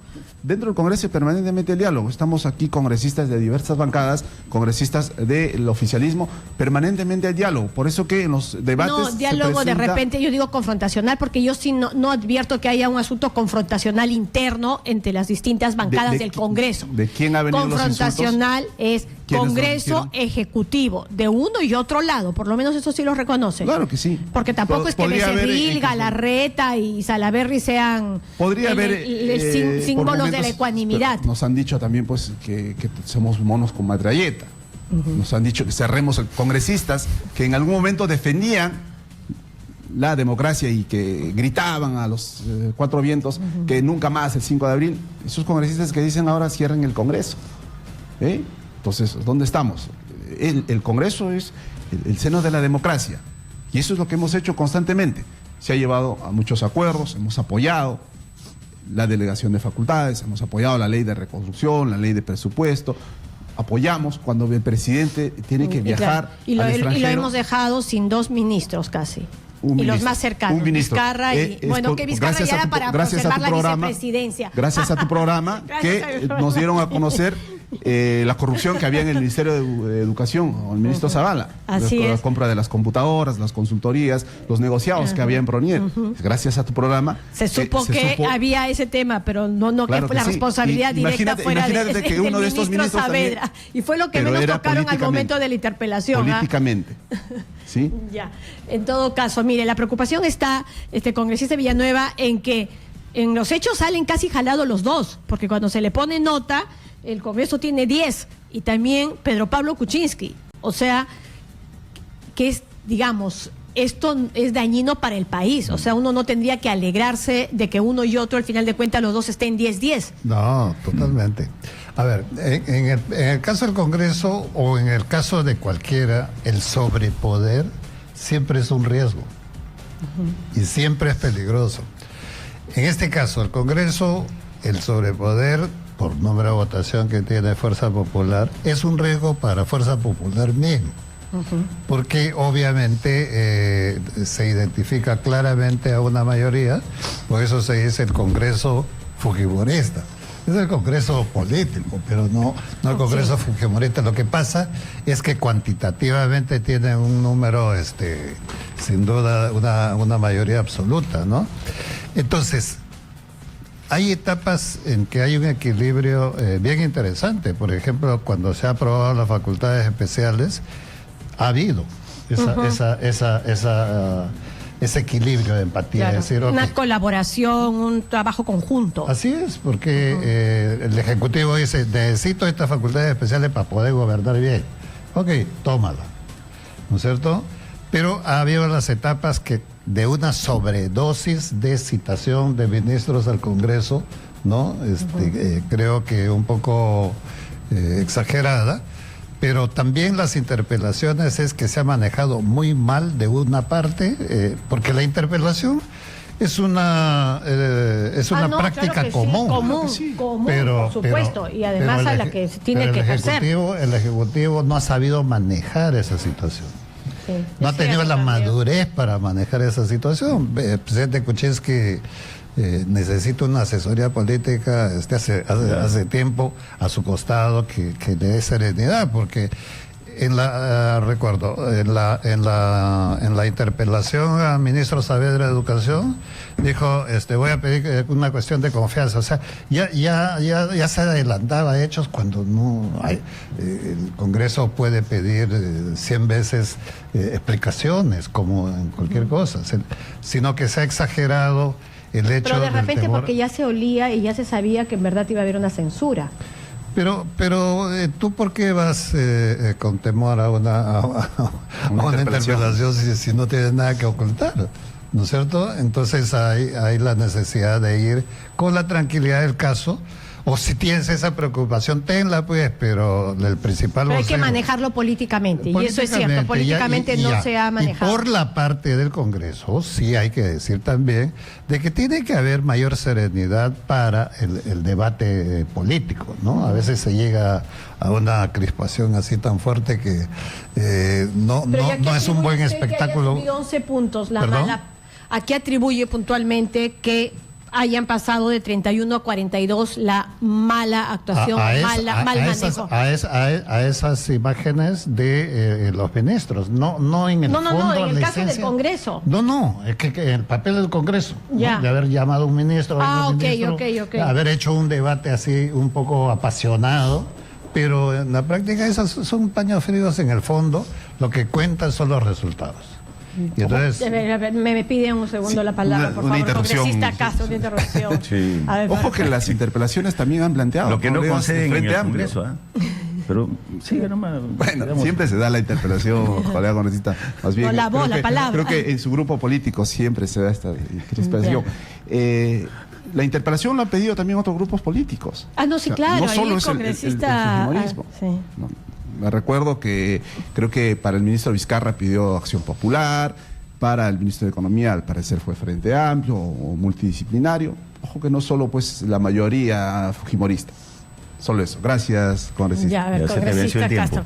¿A qué atribuye usted que la desaprobación sea más alta? Es que hay una desaprobación porque definitivamente no se está entendiendo la labor del Congreso. La labor del Congreso básica y fundamentalmente es legislar y fiscalizar.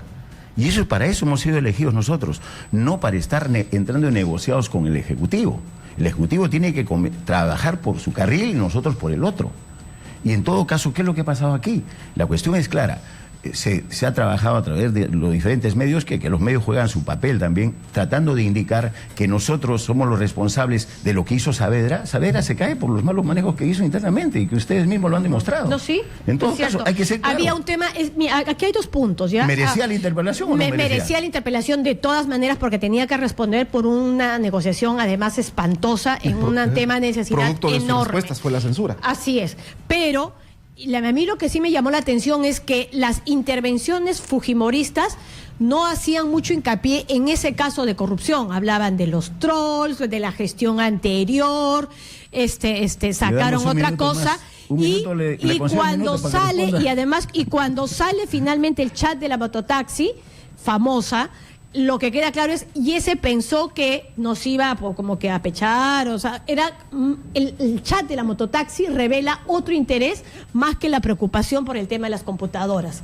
Bueno, pues hay conversaciones internas que pueda haber, yo no puedo decir ni sí ni no, pero lo que se dijo en el Congreso de la República se dio a conocer, la preocupación no era, por ejemplo, las computadoras. En el Congreso de la República se dio a conocer los negociados que había en Proniet, los vouchers de 100.000 soles pero a Pero vigilantes. el chat de mototaxi no habla de nada una fotografía no, modifica era un chat todo. importantísimo. La hicimos, no recuerdo bien exactamente las palabras que y el que se creía tan valiente con nosotros, como que ahí se creía tan valiente porque iba con los casi 600 millones que manejaba con algunos líderes de opinión. ¿De qué sería? O no sé, probablemente. Rosana, reclamo mis minutos. Tiene todo el derecho. Se cae solo Saavedra, ¿no es cierto? Sí. Ellos, lamentablemente, el fujimorismo cae en un error. Siempre se va por otro lado y no se va al fondo del asunto. El caso de Saavedra. El caso de Vizcarra se cae por Condruguasi. Sí. Sí. Por el aeropuerto. De que se han disparado a los pies. O sea, ellos mismos, han cometido, nosotros vamos a ser cómplices de eso de Vizcarra, con eso que era totalmente, pues, malévolo, por decir, contra el Perú. Entonces, el caso de Torne, de igual forma. Nosotros también es cierto que Panorama sacó el audio, es verdad. El audio era... No, está bien. Mira. El audio y tenía que renunciar. El caso de Alarcón se ha visto el tema solamente de Alarcón, pero no se ha visto el tema del negociado de Zavala, porque ¿para qué se juntan? Yo soy ejecutivo y hago mis horas, mi trabajo, ese va por un carril, y el otro, el contralor va por otro carril. Ellos no pueden entrar en negociados, oye, mira, ¿sabes qué? ¿Cómo te voy a trabajar? Que dime cómo tengo que hacer las cosas. No es así. Cada uno cumple su función, si no, entonces cerremos la Contraloría, si no sirve para nada, pues. Y eso es lo que quiere, en este caso, PPK. Por eso está buscando un Contralor a su medida. Y aquí nosotros no estamos para aceptar una situación de desastres, ¿no? Que hagan pernos a la medida de cada uno. No es así. Eso nosotros estamos recusando del fujimorismo y lo hemos conversado en algún momento, le estamos indicando que así un país no puede avanzar de ninguna manera. Y en todo caso, mira, comencemos. Torne, Vizcarra, Saavedra, Moreno, el caso de Moreno. ¿Quién lo contrató o quién lo llevó a Palacio de Gobierno? Fue el propio Pedro Pablo Kuczynski. Y nosotros, ¿sabes qué te digo? Hemos visto pues la situación alarmante del hospital Loaiza, donde tú ves una clínica tipo Houston, de primer nivel del mundo, y simplemente al costadito, peor que un pueblo joven. Y eso es lo grave. ¿Cómo vamos a tener dos sistemas dentro de 5 hectáreas que tiene el hospital? En todo caso, esta situación es lo que nosotros tenemos que hacerle entender a la población, que nuestra labor de fiscalización es irrenunciable, porque es constitucional. Es el mandato constitucional y eso es lo que quiere el pueblo peruano, ¿no? Sí. ¿Qué tal si vamos a una brevísima pausa? Porque son ya las 10:30, nos quedan otros temas pendientes. La propuesta del Ejecutivo para reemplazar al Contralor Alarcón es el señor Nelson Schack, ¿no es cierto? ¿Qué piensan respecto al tema? Esta propuesta debió ser una terna, está bien con que haya sido solamente el señor Nelson Schack, y también tenemos que mirar el tema del fujimorismo, lo que está pasando internamente, ¿no? Kenji, Keiko, el acercamiento, Kenji quiere ser también presidente, un poco qué está pasando ahí, y estos encuentros del presidente que ha vuelto a decir, no es indulto, sería perdón médico. ¿Cómo interpretamos todo eso? Con esas preguntas y esos temas regresamos luego de esta pausa. Ana Cueva, en Exitosa. Bien, y antes de continuar conversando con los congresistas César Villanueva, Jorge Castro y Roy Ventura, vamos con Judy Rodríguez, que nos va a compartir con nosotros las respuestas que nos han dado a la pregunta: Kenji aspira a ser presidente en un futuro, ¿usted votaría por él? Cuéntanos qué dicen, Judy. ¿Cómo estás, Rosana? Efectivamente, nuestros seguidores opinan. José Alberto Aguirre nos dice, yo votaría por Antauro Humala, señala. Creo que es el único que puede fusilar, dice a Kenji. Por favor, no hay que promover la delincuencia y la violencia. Y a todos, dice, una sarta de corruptos. La gente está harta, que están vendiendo los recursos de nuestro país. Por otro lado, dice que si no nos cansamos de tocar el tema Fujimori, pero el presidente pone en agenda, dice José Baboni, dice, ¿por qué tocamos todos los días el tema Fujimori? Fujimori en Exitosa, pero es el tema de agenda, ¿no? A ver, Rildo Raúl comenta, si tuvimos a Alan que mandó a la bancarrota a nuestro país, tuvimos a Toledo que paraba de juerga en juerga, y si tuvimos a Ollanta que no tenía, dice, los pantalones, voy a cambiar acá la palabrita, para gobernar ni su casa, bueno, votar por el hijo de Fujimori no parece tan malo, menciona. Por otro lado, a ver, Mike nos dice, o Mike, no, jamás votaría, dice, por una persona intelectualmente limitado, menciona él, y no razona correctamente, no se expresa, dice, como es debido, es la opinión claramente de Mike, y no coordina o hilvana las ideas coherentemente, es la posición de nuestros seguidores en Facebook. Y vamos rápidamente al Twitter y vamos a ver lo que opina. A ver, Antonio dice, lo pensaría, pero lo que tengo bien claro, dice, es que Keiko no voto ni así me regalen 300 soles, arroz o tuppers, menciona él. Por otro lado, ¿qué opina? A ver, Juan Carlos dice, si Melcochita, sus ideas, Batters, menciona, desean ser presidente, ¿por qué no Kenji? Dice, un pueblo medianamente inteligente los enrostrará, y su rotundo rechazo también. Y por último, te leo la opinión Rosana de Pepe Olivares. Nones dice, solo lo ven con buenos ojos los mismos enquistados en el gobierno, incluyendo menciona nuestro seguidor en el Twitter. ¿Qué le parecen las opiniones, Rosana? Un poco peculiares, un poco chistosas, ¿no? También, tomándolo como bueno, pero es cierto, pero igual todo revela, ¿no? Hasta el humor revela un poco la percepción que tienen los ciudadanos. Muchísimas gracias, Judy, por compartir precisamente esas respuestas. Y yo comentaba hace algunos minutos que en verdad es para alarmarnos y para preocuparnos. El tema de que como no vemos que esté funcionando la Fiscalía ahora mismo con el tema de Odebrecht, lo de Barata, que el Poder Judicial vemos que no le dan orden ni siquiera de impedimento de salida a este señor Johnny Coico, y una entrevista en Tauro Humala en la que él decía, a diferencia de los otros gobiernos o propuestas, en mi caso yo sí fusilo a los corruptos.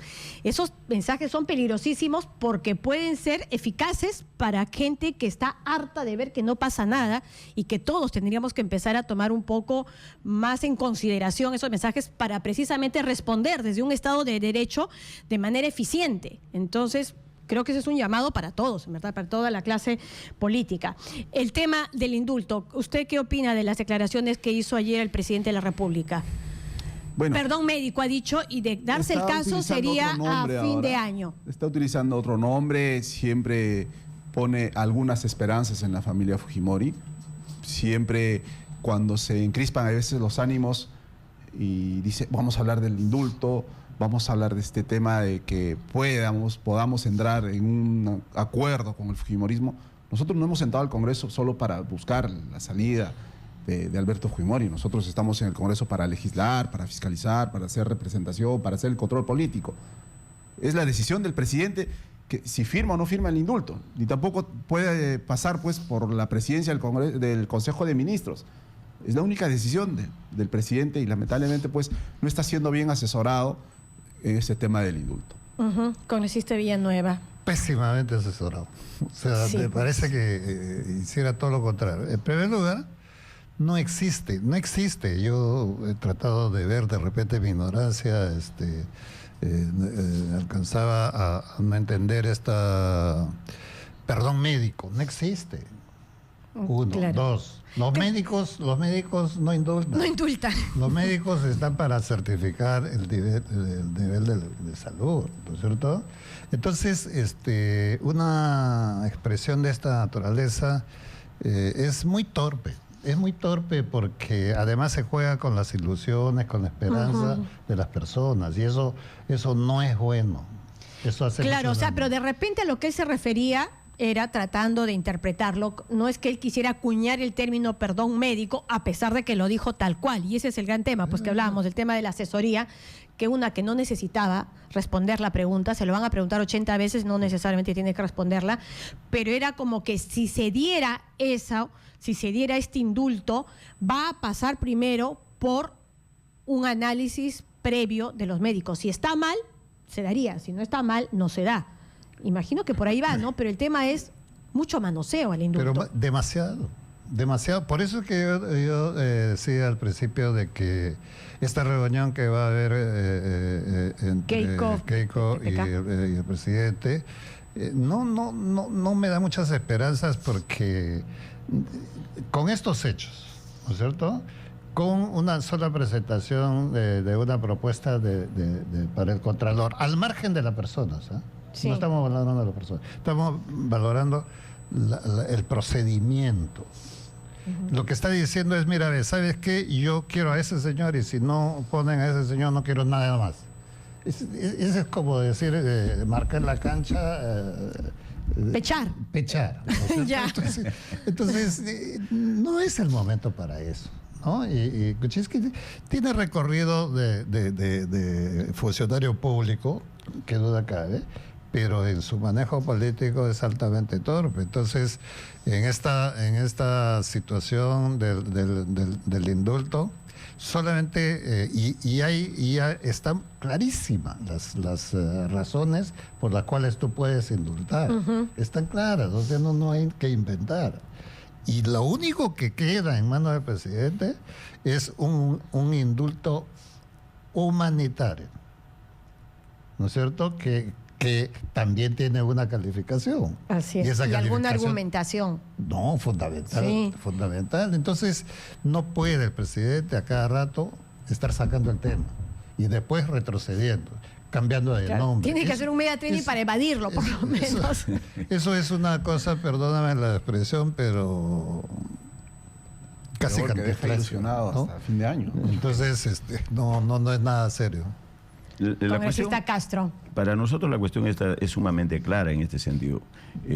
Para nadie es un secreto la situación complicada por la que viene pasando el gobierno de Pedro Pablo Kuczynski, y de manera recurrente, cada vez que se le presenta algún problema, él trata de disuadir las cosas, por un lado de repente, conciliar entre comillas con el Congreso, y también de una u otra forma pues termina dividiendo al país y distrayendo de la agenda política real y efectiva, porque el tema de Fujimori no puede estar en la agenda permanente, como hoy le estamos distrayendo tanto en el Congreso como en el Ejecutivo, sino que la pone sobre la mesa de debate y nos distrae a todos e induce a la división del pueblo peruano.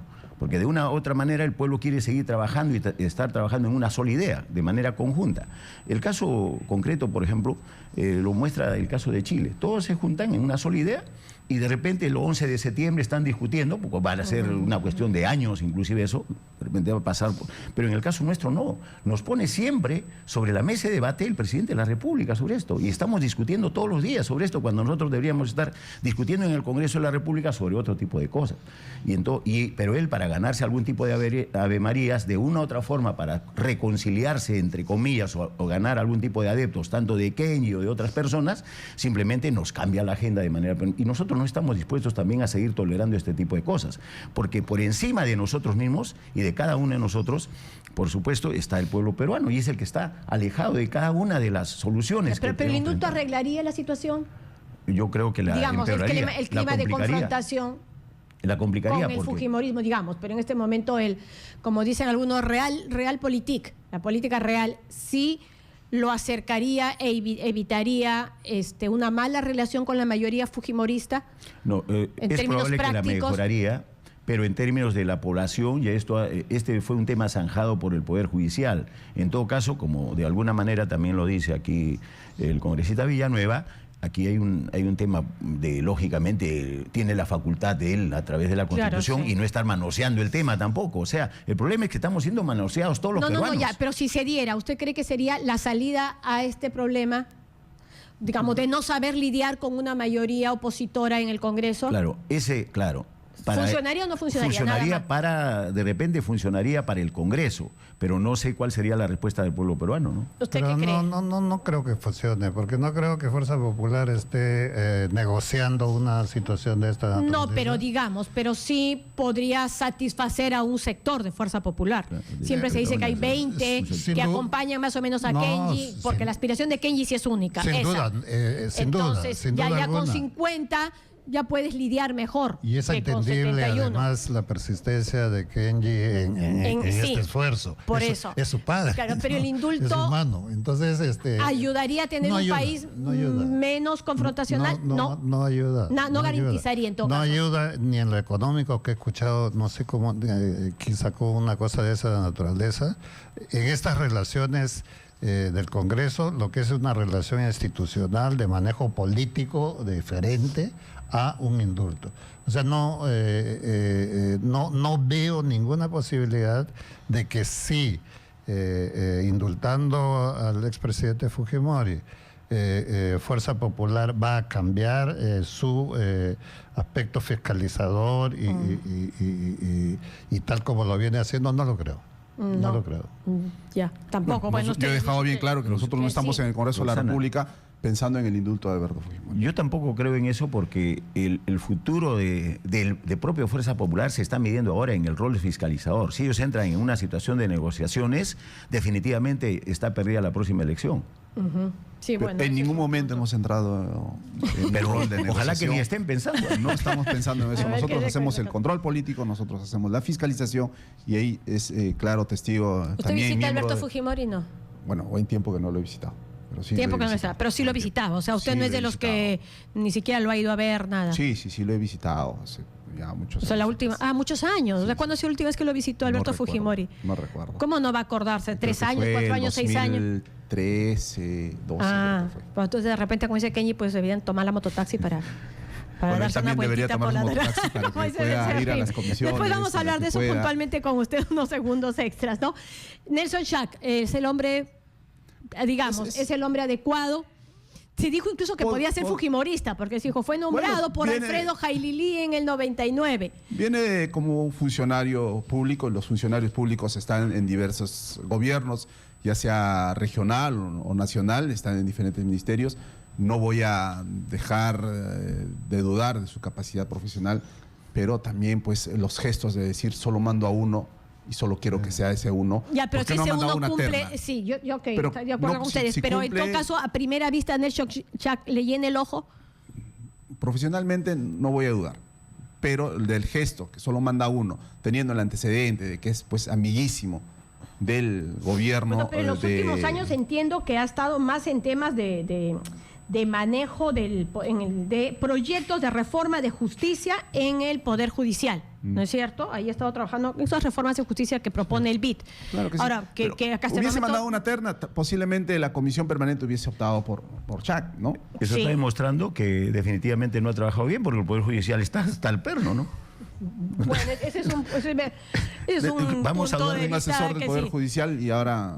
No, digamos, lo que dice el congresista Castro, no se ha estado tantos años allá y no estamos viendo una reforma, por ahí deberíamos de preocuparnos un poco, pero por otro lado tiene el perfil de técnico. A ver qué opina él. No, es un técnico. Es un punto de vista bastante interesante. Es un técnico competente, yo lo conozco. Ya. No le preocupa lo que ha dicho el congresista Castro. No, porque él ha estado trabajando más en el tema de manejo presupuestal, tratando de dentro de lo que es la reforma de justicia en el Poder Judicial. Dentro de la reforma está tratando de ver cómo... pero que además está inconcluso, ¿no? Y el hecho que haya trabajado en distintos gobiernos no es un demérito. El hecho que haya trabajado en distintos gobiernos como técnico, como profesional, más bien le da una visión mucho más completa. Además es joven, lo que se necesita es recambios de mentalidad en la Contraloría. Entonces, como persona y como profesional es competente, más allá de los temores políticos de que pueda apoyar o no el tema. Pero eso se ve en los resultados. Pero viendo el comportamiento de algunos ministros, van a usar pues este tema de amistad, este lazo que ha habido en algún momento, de haber sido ex compañeros de trabajo, para poder hacer lo mismo. Ya en este caso no va a haber quién pueda grabar a quién, para seguir presionando a que pueda ir sus proyectos que les interese. Por ejemplo, yo he planteado la solución a la carretera central, no es política del Ejecutivo. Hemos planteado aeropuertos en diversas regiones, no es política del Ejecutivo, más están viendo pues en los negocios que les interesa. Lo que sí a mí me llama poderosamente la atención es de que sean los mismos de siempre. En el Perú hay muchísima gente de alta calificación que nosotros la conocemos inclusive y que no se les presenta la oportunidad. Y son sanos, honestos, transparentes. En primer lugar, si el señor ha sido director de presupuesto, yo la verdad que veo que está muy mal y tengo la formación académica también en el área, que no está bien distribuido el presupuesto de la República, pésimamente distribuido. Y es más, continúa en esa misma tarea el propio Zavala, etcétera. Torne continuó con esto. Si van a continuar por esa misma receta, simplemente la situación se le va a complicar para como PPK que ese ha sido un poco el accionar durante varios años ya, ¿no es cierto? Entonces, de ajustar. Tiene que ajustar muchas cosas. Aquí sería muy largo hablar del presupuesto, que lo hemos examinado porque nosotros dentro de la comisión, y aquí le consta cómo he intervenido, la verdad que se regala dinero a muchos sectores y sin embargo no tenemos dinero para salud, no tenemos para los médicos, no tenemos para educación, para los profesores. Es increíble. Nosotros, de una otra forma... Pero ahí sí, Jack, no es que sea necesariamente responsabilidad de él, ¿no? Porque esas son decisiones que vienen ya, son decisiones políticas. No, pero eso viene, él es director, él es el jefe de presupuesto, que es el primer eslabón dentro de una línea política, y de lo que asuma el ministro y el ejecutivo. Pero bueno, yendo estrictamente a lo que es la labor de la Contraloría, ojalá. ¿Lo ve ahí? Sí, que yo todavía no lo veo porque no lo conozco materialmente, pero sí Por lo que ha leído, pues, porque una cosa es uno tener un cartón de la Universidad del Pacífico, pero ninguno en el Pacífico hoy hasta este momento ha dado resultado en el Estado. Mire, Torne viene de una prestigiosa universidad inglés incluso, y ¿en dónde nos ha quedado? Yo prefiero incluso de las universidades hasta de provincia del Perú, lo podría haber hecho mejor, porque el problema son dos cosas. Una es el aspecto técnico y el otro aspecto social. Entonces yo sé dónde tengo que redistribuir el ingreso nacional, que lo tengo que hacer de manera adecuada, porque para eso está él. El problema no es como se trata de implementar una serie de medidas económicas que solamente benefician. Lo peor que le ha pasado al Perú es la hiperconcentración en grandes proyectos. La tecnocracia. Y esa tecnocracia dorada, que es la misma de siempre, incluso que se ha aumentado los sueldos por encima de lo normal. Y eso es lo que nadie sabe y nadie se preocupa. Que les gusta, sí. Mira, hay un detalle. Yo sí creo que lo ideal es la combinación, ¿no es cierto? La combinación política y tecnócrata, ¿no es cierto? Ahora, siempre había además una frase medio histórica que decía: los técnicos, les decía se alquila, pero la verdad se contrata, ¿no es cierto? Pero siempre con los políticos también delante, porque el manejo de un Estado requiere una muñeca política.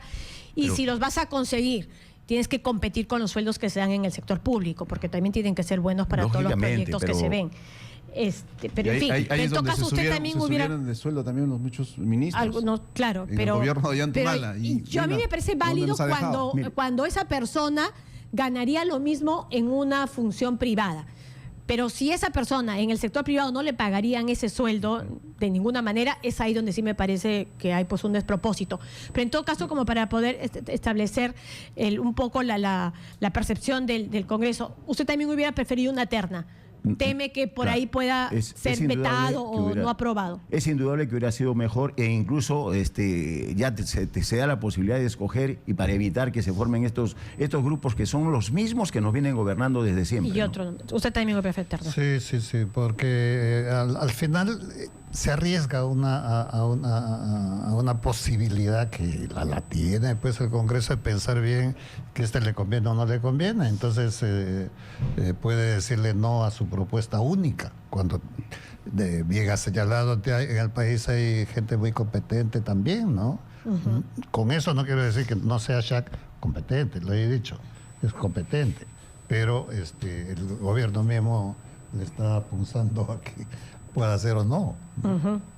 Bueno, dije que hubiese sido la terna, pero hay que dejar bien claro también que el congresista se opone a la propuesta. El congresista Castro se opone a la propuesta. Después no vayan a decir que el fujimorismo, el Congreso mayoritario, se está obstruyendo. Ojo ahí. Perdón, yo quiero llegar a lo siguiente, en todo caso. De repente los fujimoristas son obstruccionistas, pero nosotros no somos. Lo que queremos es colaborar con el país. Tenemos que darnos cuenta de la cantidad de problemas que tenemos en el interior. Nosotros estamos simplemente encapsulados en Lima. Si hoy vemos lo que está sucediendo en Lima, con cada uno de esos incendios, todo lo que estamos viendo, multipliquémoslo por 3 o por 4 lo que sucede en las provincias del Perú. Y en este caso, solamente quiero ir para refrescar este tema. En el caso de Tacna, por ejemplo, ha habido una reunión entre Perú y Chile. Nosotros no hemos sido convocados, siendo los que somos los de Tacna, y han tomado determinaciones en términos de qué vehículos tienen que ingresar del lado de Chile, perjudicando a los vehículos peruanos. ¿Por qué? Porque Pedro Pablo quiere negociar y transar con los chilenos como sea, pero nosotros no es que queremos ponerle que no ingresen chilenos, al contrario, sino que también tienen que ser en condiciones igualitarias para nuestra gente. Y desde aquí un saludo para Tacna, un saludo para todas las provincias del interior.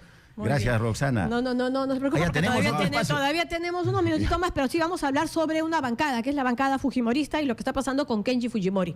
O sea, le van a abrir el proceso, eso ya está acordado. Sí, además es una llamada casi última hora, ¿no? Le dijeron reunión en 1 hora, muchos no han podido ir. Pero bueno, no, fueron 47. Subo gran mayoría. 47. 47. 47 ha salido el número oficialmente, 47 de 70 y tantos, ya. Bueno, pero esos 47 han decidido que se le abra proceso. Voto unánime. Que se abra un proceso. Eso no quiere decir que ya está sancionado o cuál es su sanción. La comisión, que está presidida por 3 colegas congresistas, deberán tomar una decisión. Será convocado el congresista Fujimori para que pueda hacer sus descargos. Esperemos que... Pero digamos, él se siente muy tranquilo. Sí, está tranquilo porque es un proceso disciplinario. Tampoco lo estamos diciendo que lo queremos votar, ¿no? No, que lo van a votar, no lo pueden votar. En que se puede llegar a... Pero está claro que no lo pueden votar. No, tampoco no estoy diciendo eso. Pero digamos, nosotros probablemente que estén escuchando nos dirán, es obvio que no lo van a votar porque tienes un apellido que... Porque creemos que algo está dando mal. ¿Qué ha hecho mal? Bueno, pues decir que el Congreso es un circo, nos dijo nauseabundos, se ha, digamos, encrespado en un momento los ánimos internos y bueno, pues yo también en algún momento pasaré por el proceso disciplinario, por algún comportamiento que pueda tener, como por eso voy a resentir. Ya, pero para esas cosas que hay que tipificar, me imagino que tienen ustedes pues todo un documento, un reglamento interno. ¿Cuál es la tipificación en el caso de Kenji Fujimori? Bueno, no he analizado todavía el reglamento interno. ¿Ha votado usted? Bueno, hemos votado para que se aperture un proceso disciplinario. Pero sin decir exactamente por qué cargos. Bueno, por las declaraciones que hubo tanto. Ya, por eso, ¿cómo lo ha tipificado eso? Para que usted haya votado tiene que saber por qué. Porque imagínese si de pronto le pueden hacer. Que es necesario aperturar un proceso disciplinario para que pueda hacer sus descargos y sobre todo pueda hacer algunas correcciones que pueda recomendar la Comisión de Disciplina. Ya, pero ha salido de la reunión de esta especie de retiro que han tenido y ya ha seguido declarando varias cosas, incluso ya hasta en un programa de humor, valgan verdades, ha dicho que no salvaría a ninguno de 4 que les mencionaron. ¿No salvaría a quién? No, cuando dijeron, si usted está en una isla desierta, en una isla chiquita, de pronto naufragan y solo se queda a Becerril, Chacón, no sé quién más y no sé cuál más, ¿a cuál salvaría usted? Me ahogo. O sea, antes de estar conviviendo con declaraciones, yo no puedo, digamos, pensar lo que piensa o meterme en su cabeza y decir, de esta manera tienes que hablar, hay que ver cuáles son sus ¿Cuál es su lectura, congresista? Yo sé que siempre es incómodo hablar de la bancada ajena, ¿no? Es como hablar del vecino, del edificio, pero en este caso estamos hablando de la mayoría parlamentaria y de un grupo político importante. No, sin duda, pero en mi lectura yo creo que estos hechos que se están dando al final van a terminar suavizándose. Porque, ¿en casa? Sí, con toda seguridad. No creo que haya una ruptura. No le conviene a Fuerza Popular ni por la parte de Keiko ni por la parte de Kenji. Ya, pero podríamos estar asistiendo probablemente, no necesariamente a las declaraciones de el individuo congresista Kenji Fujimori. Probablemente sea también, además, portavoz de Alberto Fujimori. ¿Habría un descontento de Alberto Fujimori a su criterio? Yo creo que la cercanía que siempre han mostrado, por lo menos públicamente, ¿no? Entre Kenji y su papá, hay una influencia ahí, ¿no? Pero si así fuera, sería que Alberto Fujimori es el que está descontento con los Leones. Es probable que sea así porque no ha dado además una opinión en contra, ¿no? Sí. de las acciones de Kenji. Simplemente el silencio. No ha llamado al orden, ni siquiera ni como hijitos. Y el silencio oriental siempre es claro, es más declarativo, digamos, claro, suena más. Suena más que la palabra. Así es. Usted, congresista Castro, ¿qué opina del factor Kenji? No, lo que yo veo es de que en el caso de Kenji hay una vinculación bastante subjetiva en ese sentido, emotiva. Hay una situación que es real, para nadie es un hijo y un padre que están de por medio. Más cercano. Consecuentemente, lógicamente, ahí que es absolutamente entendible. Pero yo también coincido en el sentido de que vaya a haber una ruptura, no creo, porque sería bastante complicado para ellos mismos, ¿no? Y no creo que lleguen nunca en ese sentido. Ni con indulto. Ni con indulto de ninguna manera. Ni nada. O sea, no digamos, siempre va a seguir así. Van a seguir así en ese problema. Con indulto o sin indulto, la situación de Fuerza Popular va a ser siempre en ese mismo horizonte. No lo veo. Ahora, no pero lo que vemos. expulsen a Kenji muy difícil. No lo van a expulsar nunca. Se desnaturaliza el grupo, se desgrana todo el choclo, así que... Así que puede seguir diciendo lo que quiera. No, sí, o sea que nosotros sí, más bien tenemos... yo creo que ellos van a tener que solucionar su problema. El problema de ellos es que son 70 y tantos. Yo no creo que en la próxima van a tener que hacer mucho esfuerzo para no reducirse a la mitad de repente, ¿no? Ya, pues palabras, palabras finales, ya que nos gane el tiempo. Que debatir ahí. Nosotros somos 71, nos sentimos más unidos que nunca.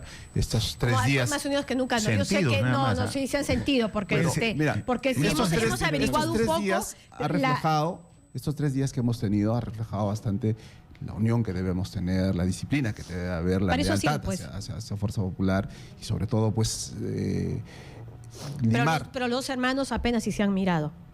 No, han estado todo bien. Apenas si se han mirado. Yo te puedo decir. Yo también le puedo decir, apenas si se han mirado. Ha estado todo bien, ha estado todo tranquilo. Hemos llevado, digamos, las reuniones. Ha habido posiciones que internamente hemos podido debatir. Y bueno, pues seguiremos en este año, en esta nueva legislatura, haciendo nuestra labor de fiscalización, nuestra labor de control político. Y bueno, los resultados nos darán la razón. Nosotros sentimos que estamos en el lado correcto de la historia. Muchos quieren dividir a Fuerza Popular, nos han tildado de corruptos, nos han tildado de entrar al Congreso de la República solo para negociar el indulto de Alberto Fujimori. Al ver que no se está dando nada de eso, pues están buscando la figura de poder dividir a Fuerza Popular y están dando pues de uno u otro manotazo por ahí con uno u otro congresista. Solamente le voy a quitar algunos minutos también al doctor Camacho. El presidente también ha dicho que podrían darse un par de cambios, nada más en su mensaje del 28 de julio, no en un caso de ministros. Pero hay un tema que preocupa a algunos, que dicen que el ministro Zavala debería hacerse cargo solo de una cartera, o primer ministro o ministro de Economía. Al respecto, ¿ustedes qué piensan? Así brevísimamente. Bueno, como primer ministro no lo está haciendo bien. Y ahora como ministro de Economía, peor, dentro del Ministerio de Economía. ¿Por qué peor? Si apenas está Pero mira, por ejemplo, no están haciendo las transferencias inmediatamente que había dejado ya el ministro Ya, pero Turner. ¿se puede dejar de ser primer ministro para ser ministro de Economía? Se puede. Sí, se puede. No, claro, pero no es como que bajas de general a coronel, en lo cual ambos cargos están bien. Tendrá que evaluarlo el propio señor Zavala, si se puede bajar pues hasta sacristán. Pero es la decisión que pueda tomar el presidente de la República. Tiene bastante. Yo le recomendaría que pueda cambiar a unos 5 u 8 ministros por el bien de su sector. Por ejemplo, la ministra de Salud. Yo he estado hace 3 días en emergencias en el hospital Loaiza. Para que nos gane el tiempo. Salud, ¿quién más? Agricultura. Por ahí, interior. van 3. ¿Usted qué piensa del caso Zavala? Zavala tiene que dejar la presidencia del Consejo de Ministros. Ese es el cambio fundamental. Para mí, para oxigenar el gabinete, él tiene mayor inclinación en el tema de la economía. Así es, sí. ¿No? Puede estar allí. Y hay que aprovechar toda la experiencia que ha tenido ahí, ¿no? Exactamente. Lo que tenemos que decir nosotros es que, bueno, es una tarea de Kuczynski, hay que dejarlo, es cierto, necesita refrescar el gabinete, pero también tiene que partir de la idea central, de que solamente una persona en cada ministerio no puede estar ocupando, porque tenemos una labor muy complicada. El presidente del Consejo de Ministros, tener también a su vez la del Ministerio de Economía, que es el más bravo del país, el que maneja todos los recursos, es bastante complicado, y tener duplicando los esfuerzos, no sé cómo podrían hacerlo. Y en segundo lugar es que la política económica tiene que ir dirigida hacia el pueblo del Perú. Ya no podemos seguir amarrando en grandes proyectos, en megaproyectos, que es la gran y la mega corrupción que se ha dado en el Perú, Roxana. Sí. No, además ya el tema económico ya está empezando a sentirse... Se siente.